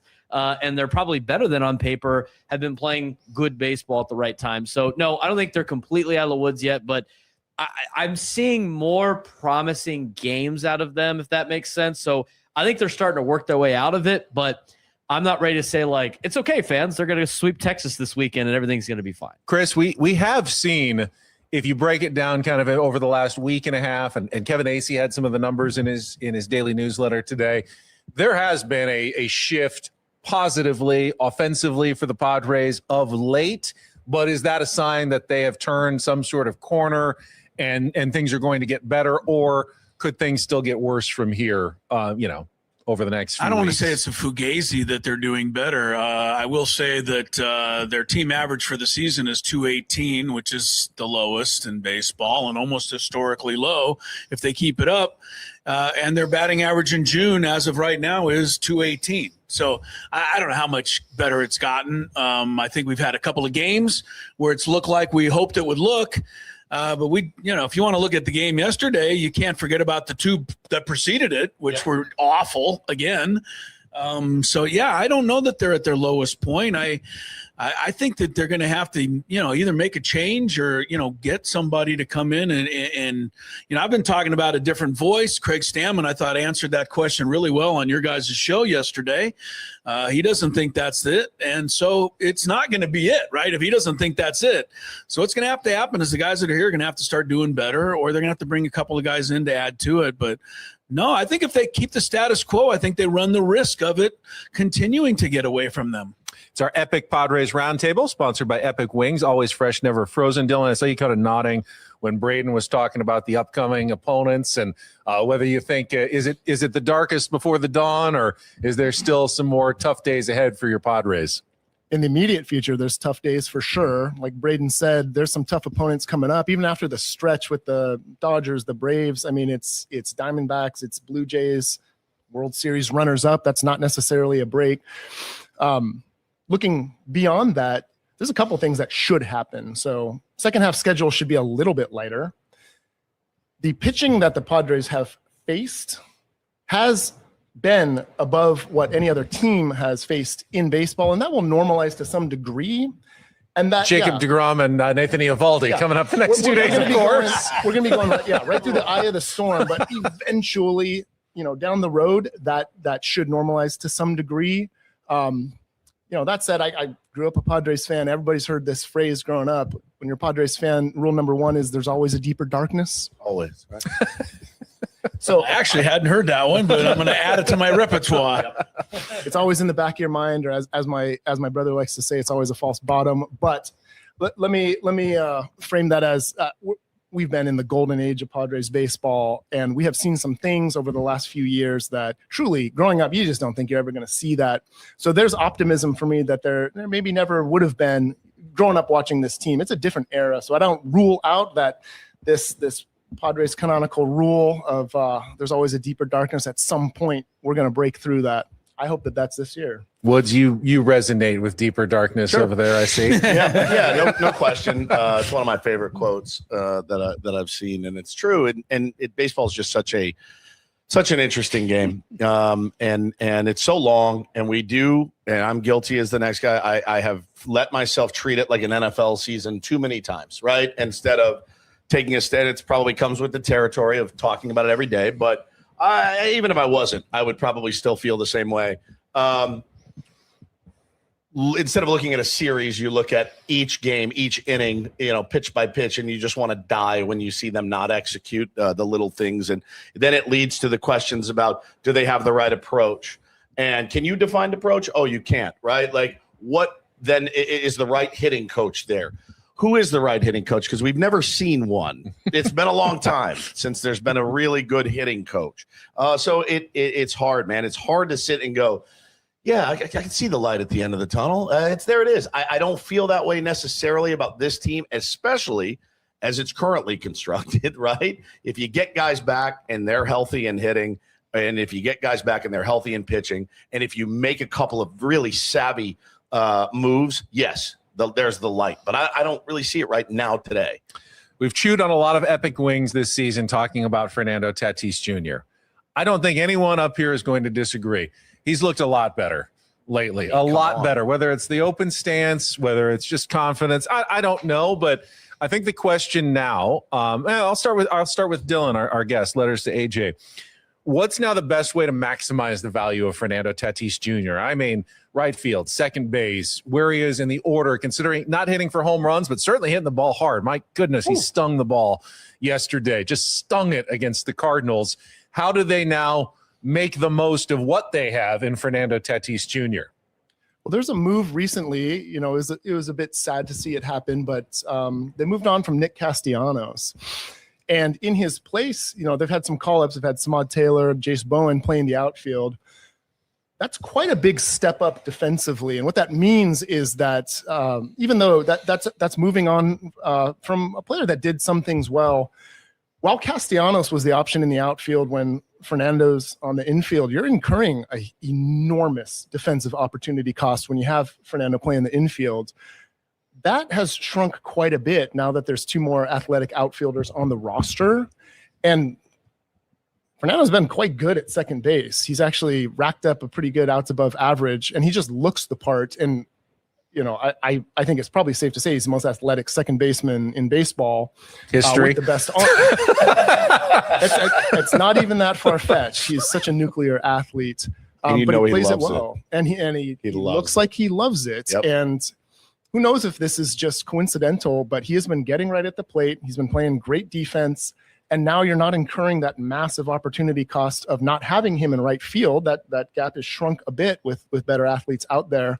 So there's just more flexibility. There's more ability for, you know, Stammen to look at the matchups night to night and just decide, let's change things around. And there's optionality where it was pretty rigid when your option for right field was going to be Castellanos versus Tatis. That's a huge drop. Now you can kind of pick and choose, and you have different alignments that you can roll out based on what you think gives you the best chance that night. Woods, is this like Mookie Betts plus maybe with Fernando, or you can put him where you want? Dylan, go ahead and answer because you just gave me a look. It's a good analogy, although I mean, I would, between the two, who are you taking at this point?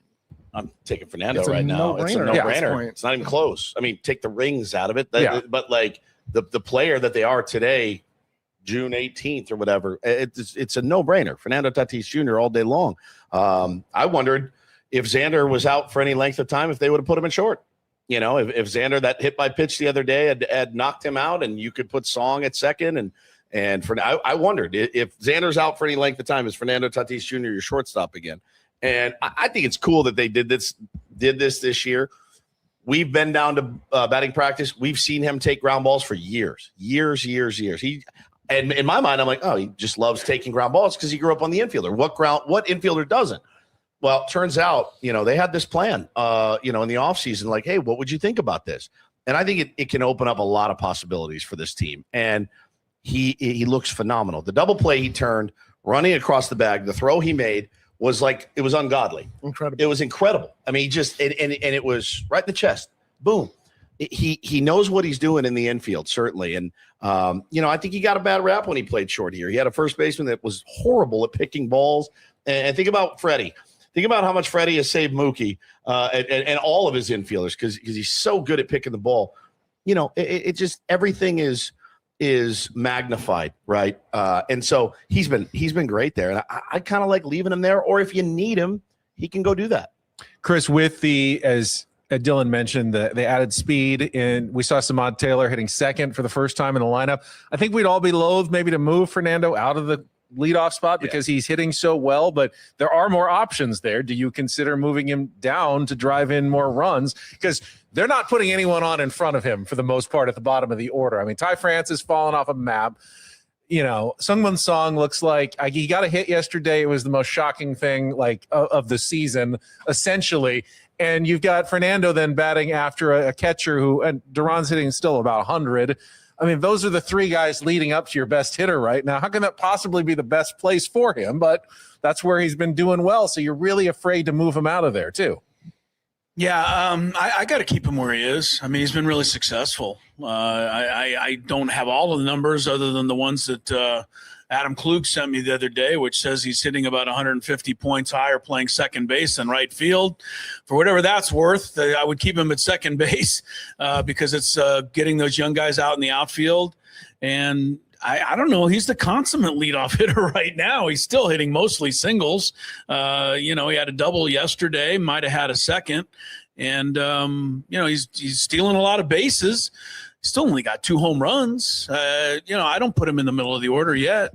I mean, till further notice, I think he's right where he should be. I didn't mind Samad Taylor hitting second.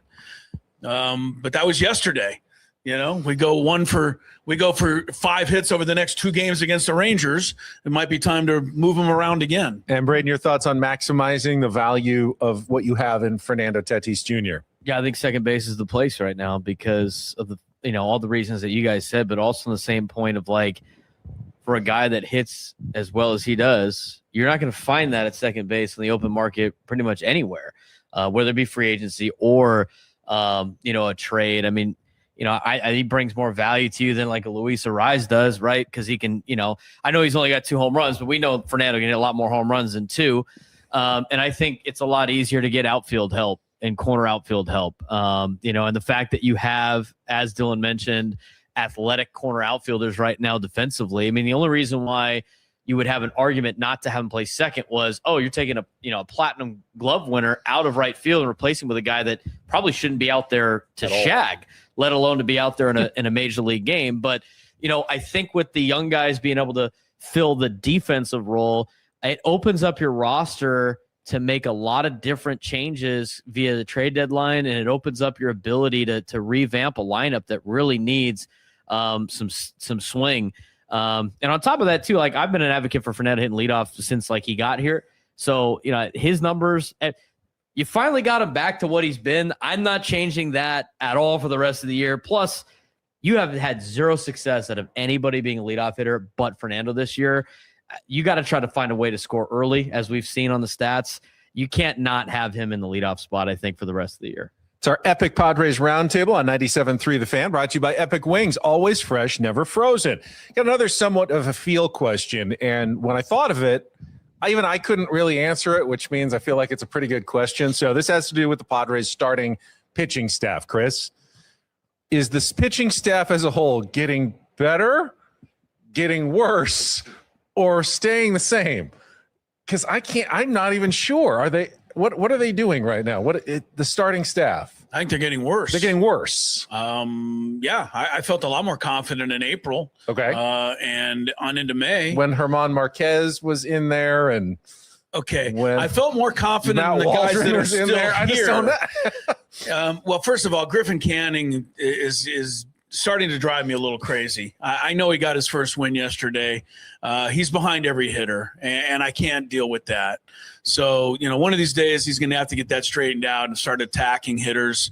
Lucas Giolito, to this point, needs an opener as well. So we got 40% of the staff needs an opener, and we got Michael King pitching as poorly as he has in some time. And Vasquez has taken huge steps back since April. Walker Buehler might be the guy I have the most confidence in at the moment. Crazy. So that is saying that from April to now, it's worse. Okay. Dylan, do you feel like they're heading in the right direction, wrong direction, or treading water as a pitching staff? There's just forces moving different directions. So many. So, right? Yeah, the quality of the opponent is changing. With each of the individual pitchers, you can kind of identify some things that are going better, some things are going worse. I think what shocked me the most with Giolito, for example, you're glad he's on the market. You're glad you have kind of you think an off-the-shelf replacement for, not exactly what Pivetta was going to provide, but like some of that. We actually did a kind of prospectus on him based on how he pitched last year, and it didn't look too bad, but he came in throwing 89 miles an hour, which was not what he was doing, last year towards the end of the season. We don't know what's behind that, but for sure that has been part of why he has been, ineffective essentially. His velocity's ticked up a little bit over the last 2 starts, and if that eventually lands back at that 93, can dial it up to 94 mile an hour fastball, then you might have an effective pitcher on your hands. But if it doesn't get better, the trend isn't necessarily going to get worse, but it's been unacceptable, I think, over the course of the season. Walker Buehler is a good pitcher to highlight because he's in the midst of reinventing himself. He used to be a power arm, and now he is a 7-pitch mix guy trying to master all 7 pitches, but he has been making strides. He's been trending the right direction, but it's worrisome what you've seen from King and from Griffin Canning and even from Vasquez, especially with King and with Griffin Canning not putting away hitters with 2 strikes. And then, as you said, with Griffin Canning just playing from behind all the time, getting behind 2-0, 3-0, 3-1, and just getting yourself into trouble. There's no easy solutions there. So, pretty high level of alarm for the state of the starting pitch. All right, another downward vote. Woods. Now, the 5 they have now, but we did talk on our show that the depth is perhaps with Germán Marquez pitching well at AAA, Johnny Brito pitching well at AAA. They may have more options if they need to go to that. And I mean, I don't know if that's makes anyone feel better about the Padres pitching staff. No, it's just guy after guy after guy. There's no dudes on this in this rotation right now, well, except for Walker, maybe. And again, the reinvention of Walker Buehler has been fascinating. I never would have thought I'd be rooting so hard for Walker Buehler of all people. But he really is a competitor, right? And he is, talk about Nicky P and what he brought with much better stuff, obviously, than Walker. But you need those guys on your staff. You do. And, Randy was a tough one for me because he came in such better shape and the velo was up. The last few starts for me, I'm like, all right, we should be down 9-0. Like they're missing cement mixers down the middle, and we got lucky and they hit some hard balls right at guys, and you need a little bit of that as you move through the season. But he terrifies me when he takes them up. Michael King too, it just looks like he's been fighting himself all year, and you want to get back to that nasty Michael King that shut out the Dodgers 1-0, right? And you don't expect that every single time, but we kind of did with Michael King because he was in such a groove before he got hurt. And I think, not pitching a lot last year hurt him. I don't know, Benny. We say it all the time. This team leaves us in like baseball purgatory because they never go out and get shelled. Like they don't just get ripped. Like, oh my God, it's 8-0 in the second. They're always, it's kind of like 4-1, 4-2, 3-1, and they're doing enough and they're keeping us afloat right now.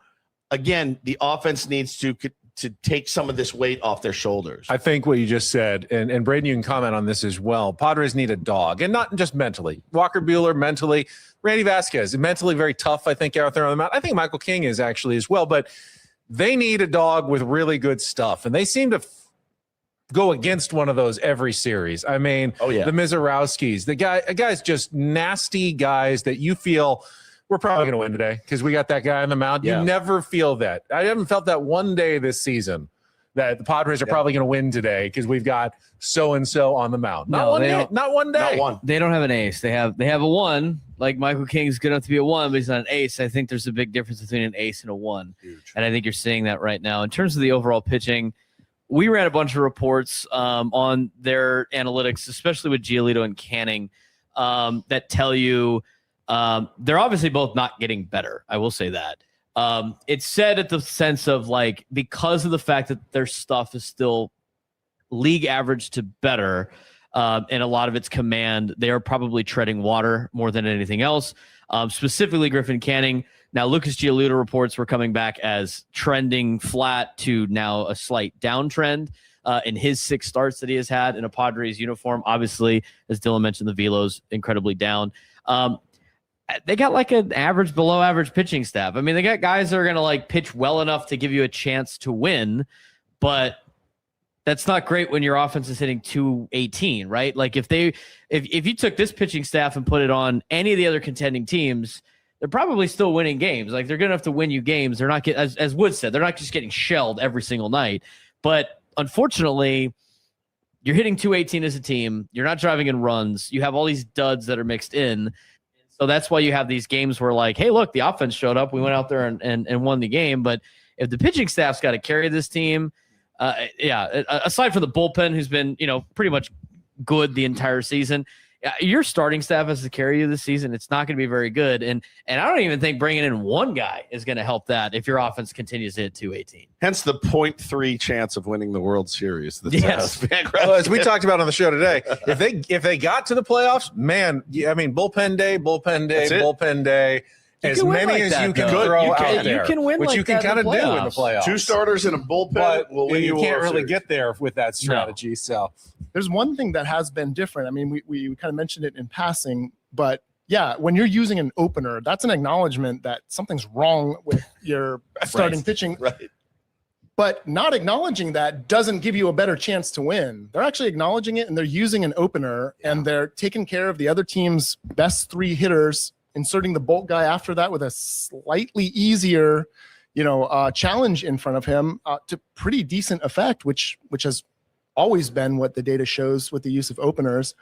And that's some flexibility that I don't recall seeing in any season recently. We brought up something yesterday that Tony talked about, and I agree with 100%, though, that I think is in defense of the starting pitching that we're haven't talked about. We're probably thinking about it. I think when you're pitching and starting, especially for a team that can't score, I think the pressure is on you from the very first batter of the game. No doubt, man. And I believe that even though they consciously may not say it, they might be nibbling from the very beginning of the game. And that is why we're getting behind. Right? That is why we're trailing in the count and walking guys.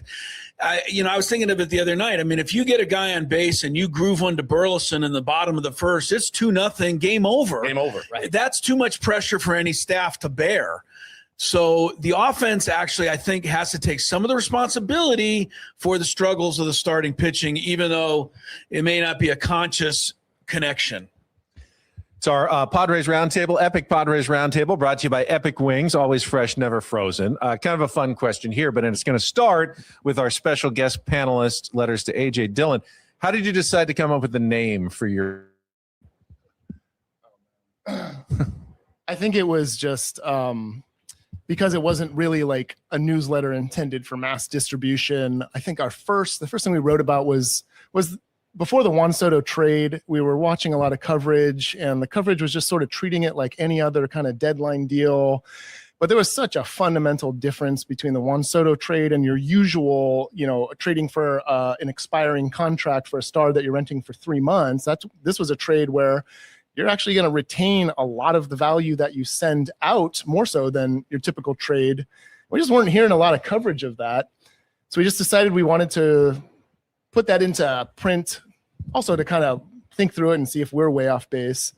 And then somebody was like, why don't you just send that letter with your thoughts to AJ? And I'm like, well, Substack makes you choose a title for your newsletter. So we just chose letters to AJ, and it stuck. And again, this was just kind of putting thoughts down for ourselves and distributing it to friends and family. And then it stuck because that's the name now. You should send actual letters to AJ, like literal stamped envelope. Well, that's the question for my colleagues here. If you had one chance to write a letter to AJ, what would you put in that letter that you want to say? Get off your chest to the Padres president of baseball operations, general manager. I think everybody's going to be unsatisfied with this answer, but if I wrote a letter to anybody in the front office, it would just be a thank you letter. I grew up here. I've been watching the Padres since I think I was old enough to start understanding what I was watching, like in probably even like the late 80s, early 90s. And it's been my favorite team to watch that whole time. And like I said earlier, like this has been the golden era. So that's not a very satisfying answer, but it would just be a thank you. I think I would just say, don't trade Ethan Salas for this team. That would be in my letter to AJ right now. If you really showed me something over the next month and a half, I guess, and you could show me what the return was going to be. But at this moment, I don't see a pathway to give up something like that for this team right now. So that would be in my letter to AJ. That would be the PS. Don't trade Ethan Salas. Chris, you going to write a letter to AJ?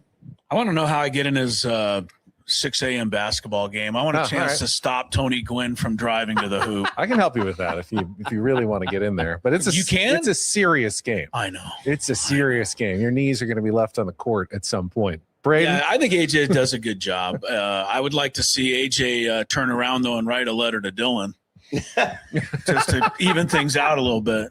Letters to Dylan. AJ's his own bird. He could reach out to you at any moment. Yeah, he could do it. You never know with AJ. I would write that when his career is over, to write a book about the trades he makes, because I want to know these conversations. I want to know what makes him tick. I want to know what gets him excited to do these moves. Like, is he just like a baseball junkie? Like, because the entire time I think a lot of people, when it comes to like front office stuff, think about Moneyball, and they think about the scene where they're in there and they got the whiteboard and they're making call, like the trade deadline day, right? And it seems like the coolest thing ever. And that was like boring compared to what AJ's doing, right? And I had the ability to talk with Billy Epler not too long ago, because I saw him at Career Day for Cathedral. He's an alumni, and he just told me one story about dealing with AJ, and it was fascinating to hear the conversations. And he likes AJ, and then they're all at the same time. Like, all these GMs are like, they're colleagues. They have to work with each other all the time. But I think it would be fascinating to know the details of a lot of these trades. After he's done, he doesn't show his cards, right, where he's like, he gives you the yeah, right, like answer. It would be fascinating to know what drove him to get certain players, why, because they just had the report the other day from like John Fisher. It said like we had zero interest in trading Mason Miller until they called, right? Like, I would love to know that, like, what are they coming up with? Like the ins and outs after he retires, where it's not a thing anymore. I would find that to be fascinating. An AJ Preller book. Woods, you got a letter to AJ? Yeah, I mean, I write him all the time. He never writes me back. That's good. That's a good point. Every time I text him, I haven't gotten one back in years. But I think, man, I must be getting old and soft, because now mine would say, hey, be careful, right? Be careful moving forward. No, I'd ask you to actually assess what you have on the field and what it projects to be, and be careful with your future, because you are great at finding talent and drafting well and scouring the ends of the earth. We all know that.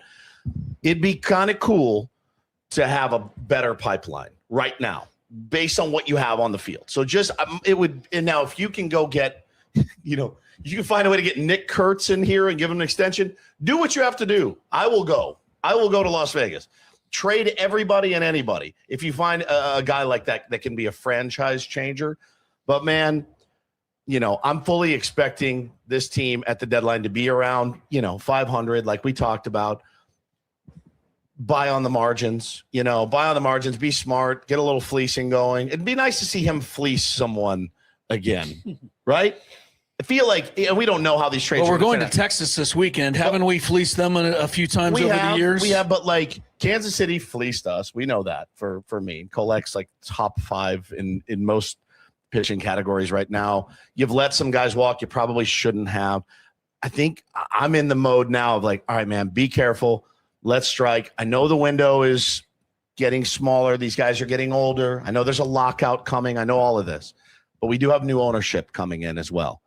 And so be careful, be judicious. It's a new stance for me. But the throwing stuff at the wall hasn't really worked recently. It's been a lot of one and dones and heartbreak and things like that. Be judicious. By the way, Braden, I would definitely want to read that book at the end of AJ's career. He never would, by the way. And no, not just the trades, but like, all right, which ones did you really want to do? Which ones did management make you do? The extensions, everything like that. I would love to see all the behind the scenes. Don't you want details. to know, like, when he just says just a second and picks up the phone and walks over into the corner, like, what's he Who are you talking talking to on the phone all the time? Right, yeah. All right, it's time for our 7th inning stretch here on our Epic Padres Roundtable, brought to you by Epic Wings, always fresh, never frozen. Dylan, this is the point of the show where we ask a non-baseball question. We got the NASCAR race coming this weekend to Coronado. So I thought, Braden, what is the most thrilling thing that you have ever done in your life? Most thrilling? Thrilling. I'm not really a thrill seeker. I'm not either at all. And Ben might have done more thrilling things than I have done in the past. I don't know, man. That's a tough question off the top. Does anybody have like an answer like ready to go? I have to think about that for a second. All right. Anyone want to just jump in? Chris, what was the most thrilling thing that you did? Well, I don't know what it's like to jump out of an airplane because I've never done the skydiving thing, but I imagine the feeling you get in your heart and in your body is similar to the one I got a few years ago when we were in Tahiti and we went on a excursion and went swimming in the ocean with sharks, and the sharks were not in the cages. You weren't in the cages either? No. I think you're supposed to be in the cage. I thought something was amiss. I really did. Part of that excursion was to go to a coral reef before we visited the sharks. And wouldn't you know it, I bloodied my foot on the coral reef, which I believe is what sharks are attracted to. Man. That's very thrilling. That is. So we went, over there, and it was just what do you say? I just trusted the guy, right? I trusted that every day he brought people here and that they didn't all get eaten. And so we went in, and Lori, I talked her into it too. And yeah, that made the hair on the back of your neck stand up a little bit. So, well, I once sat at a red light for like 3 minutes. It didn't turn, so I just went right through it. Yeah, that's exhilarating. Yes. It was thrilling. What a moment that was. Dylan, what was the most thrilling thing you've ever done? Well, I can answer jumping out of an airplane. You did. Chris. That's thrilling, but I think so. Thrilling can mean like thrilling, exhilarating, fun. Yeah. But there's an inflection point where it starts to mean like harrowing or traumatizing, and I definitely found that inflection point. For me, it's big wave surfing. So when you get to the point where you're having fun, but then you're a little out of your depth, it suddenly becomes the latter. It suddenly becomes harrowing and traumatizing. I'd say a friend of mine and I went down to Costa Rica for 3 weeks and found an isolated surf spot, and it was a little bit big, probably big enough that we should have thought the better of it. How big? When a good set was coming in, it was 12 to 15. Oh my God, dude. Are you kidding me? But those were like the rogue waves. It was, 8 to 10 most of the time. 8 to 10 is so big. It's so huge. But the inflection point is right around there. Oh but I got caught inside on a rogue wave, got sucked under, broke my board in half. Discovered the harrowing, traumatizing part of the definition of thrilling in that experience. Unreal. How long did it take you to get your pulse back to even when you ran that stop sign? It was a while. I'm not a thrill seeker at all. In fact, I actively avoid thrills of any kind. Yeah. I will say the first time I was on television live was pretty thrilling, I guess. Pretty thrilling and pretty nerve-wracking at that moment. I mean, don't we do thrilling things every day for most people? People don't like public speaking. We do it for 4 hours every day. I guess that's. Oh, and Woods and I hosted a roast about a year ago. That was that got my heart thumping a little bit. Woods, what about you? There's little kids in here, dude. I can't. I cannot. It's mixed comedy. Are you going to put that in AJ Perler's book? There'll be the site. Woods' thrilling adventures. I am such a scaredy cat, man. I really am. Like I don't jump out of planes. I watched my girlfriend at the time, now wife, do it, and I almost died. The standing on the ground watching her. I'm not a thrill seeker. I not in that traditional sense of seeking thrills, jumping out of stuff. You're not an adrenaline junkie. No. I don't even like Ferris wheels, dude. Like for real, I'm terrified of like Ferris wheels and heights and things like that. I did do the thing that you get in to like the little pod. They strap you down and it bungees you way up into the air. Why would you do that? Why? Shot or whatever. Why? I was young. We were in Australia. You're trying to impress a girl. No, it's just me and my brother. And I go, let's do it. And he's like, all right. And it was horrible. It was thrilling or traumatizing? It was horrible. I mean, it was absolutely horrible. I hated every second. Did you guys film it? No. Well, they had the thing. My dad was too cheap to pay for the video. Man. So yeah. Brandon, did you come up with anything? Nothing really thrilling. I mean, I think the adrenaline rush stuff, the most adrenaline I get is coaching football in high school football. It gets pretty adrenaline rush. I mean, I've opened up my car and gone really fast lots of times, sure. But I don't know how thrilling that is. I'm like you, Ben. I'm not a huge thrill seeker. I think when I was younger, I did pass somebody on like Pomerado Road, which is probably not a great idea. I did do that at a very high speed when I was younger. I highly recommend not doing Don't that. do that. That's probably not a great idea. Braden is right, though, when you talk about public speaking being the number one thing people are scared of. Dying is number 2. And isn't that a Seinfeld joke? To that extent, Jerry Seinfeld famously said, so that means if they're at a funeral, you'd rather be in the casket than speaking. Yeah, they give delivering the the ceremony. eulogy. Yeah. So. All right, last few minutes. I got a fill in the blank question for the panel here. Finish this sentence. If the Padres make the playoffs, it will be because blank. Good one. This is not your match game that we used to play on the radio. You want me to start? Yeah, go ahead. Manny Machado gets to 225 and Fernando gets to 20 home runs. Okay, it's going to be just the Stars offensively. Stars are going to have to carry us. Wouldn't hurt if Jackson Merrill picked it up as well. Dylan, letters to AJ. What's your answer? That's exactly what came to mind. It's the tentpole Stars getting right. That's going to carry them into the playoffs. I'm going to say, and Woods, you kind of alluded to it, AJ gets it right at the trade deadline. And what he adds, hopefully like a bat, is actually helpful to the lineup. Because if he doesn't, I don't even know. I mean, yeah, sure. If Manny and Fernando go on a second half tear like no other, of course the Padres are going to make the playoffs. I'm not counting on that at this point, but they're going to hang around and AJ's going to make a move. He's got to get it right, though. I mean, they've made the playoffs and he's gotten it wrong before. We've seen that. Oh, yeah. Yeah, no, that didn't help at all, and they still sneak in the playoffs. And that's not going to happen this year. They're not going to be able to make the wrong move at the trade deadline and still get to the playoffs. So this year, the pressure is on A.J. Preller. You got to get it right, whatever he does. Woods, fill in the blank. Oh, I think Jace Bowen's got to start hitting better. No, I think all you guys have great points. The first thing that popped to my head was Manny, though, obviously. If he gets it going, which is, milliseconds away, according to my pal Dylan here, you're just milliseconds away. If he gets it going, he's shown the ability to carry this ball club. So Toddy's already gotten it going.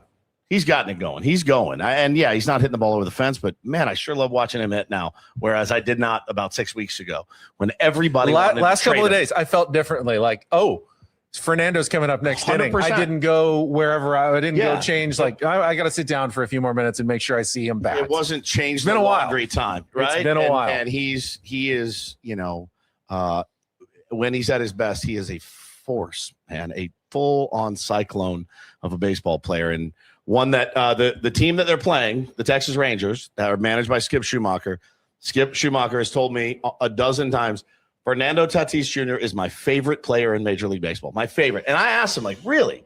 Really? He goes, by far. Now, Skip is as old school as it gets. That's his favorite player in baseball. That should tell you something. Braden, finish the sentence. If the Padres make the playoffs, it will be because blank. Things normalize like we think they're going to normalize. Like Dylan said, I mean, they've faced the most, 98+ mile an hour fastball throwers all year. I mean, it has honestly been a perfect storm for them to be this bad, and they still have a winning record, and they're still in the final wild card spot. It's crazy. Despite all of this, I think things will normalize for a lot of these guys. And I know that's hard to sell to a lot of Padres fans, but it's been like that the last 3 or 4 years. The years they make the playoffs. I mean, what was it, 2024, when everybody thought they were going to win the World Series? They're 50-50 at the 100 game mark. I mean, I'm not saying that that's a key to success, but it magically it's slightly better now than it was a couple of years ago when people thought that they could win the World Series. So I think things need to normalize a little bit, but it's everything that you guys said. Does anyone think that sentence should end with Nick Pivetta and or Joe Musgrove comes back the last month and a half, 2 months of the season and pitches like those guys can pitch? I think that's icing. I think that's the cherry on top if you get that. Yeah. I'm not counting on that stuff. I think it's exactly right. If that happens, then that could be the force that pushes you over the top. But that's a hope. That's not a plan. But baseball is the least deterministic sport of all the major sports. It's the hardest to prognosticate, which is why it's the most interesting and why it's the most anxiety provoking and aggravating to follow on a game-to-game basis. But despite it all, the record is actually in playoff contention, and that's not nothing. We can't know how the rest of the season's going to go, but you have no choice. You just got to keep the faith. I think if Pivetta and Musgrove could come back, that would increase their chances of winning if they got to the playoffs. Sure. Yeah. So, well, there's still some time. Last minute or so, I want to thank our guest, Letters to AJ Dillon, for being with us. And he's pretty smart. I got peeling back the curtain. He's very smart. I want to say, Dylan, that was really a lot of really intelligent, good stuff. Will you write about this experience at all? The analytics of what Chris Ello talks He always about. wants a headline. He always wants a headline. I mean, I guess I get to decide that. You do. So You're the editor-in-chief. I can decide to do that. Letters to AJ. Yeah, and I will. And thanks for having me. This You has crushed actually it. been fun. It was awesome. All right, we will be back next Thursday with another edition of our commercial-free Padres Roundtable. Who is our guest next week? Do we know, Adam? Oh, What? Jesse Agler and Tony Gwynn Jr., the radio play-by-play team. What, Dave Marcus said no? For your San Diego Padres here on 97.3 The Fan. That will be very exciting. Another very smart person in Jesse Agler to take the seat here as we talk And Padres Tony baseball. Gwynn Jr. Yeah, well, I always love having Tony, of course. That's what. No wonder he hates you. He doesn't. He hates you. Wow. Doesn't hate hate you. me. Yeah, It's Norder's fine. never here, Ben. And you're Man. scaring him off all the time. That's fine. Jesse's never been on, though. This will be great to have him on the first roundtable. Again, thanks to Epic Wings. Don't forget Wing Wednesdays. They are really fantastic. So Woods good. and I have fallen in love with Epic Wings. Stop yapping so I can Oh, go yeah, I eat know. some here in I gotta 80 get us seconds. I gotta get us another like 30, 40 seconds here. I'm right. I was right in the no man's land. If I ask another question, we're gonna go way over. If I don't, we're just gonna have to sillily vamp for about 40 seconds. There's nobody So- better in the business. by the way. No, apparently not. All right, that's it. We're done. Is this a throw for you, Ben? Thank you for joining us this week on our Epic Wings, Epic Padres Roundtable for Braden Soprenin, Stephen Woods, Chris L, and our special guest Dylan from Letters to AJ. I'm Ben Higgins. Have a great week from all of us here at San Diego's #1 sports station, 97.3 The Fan.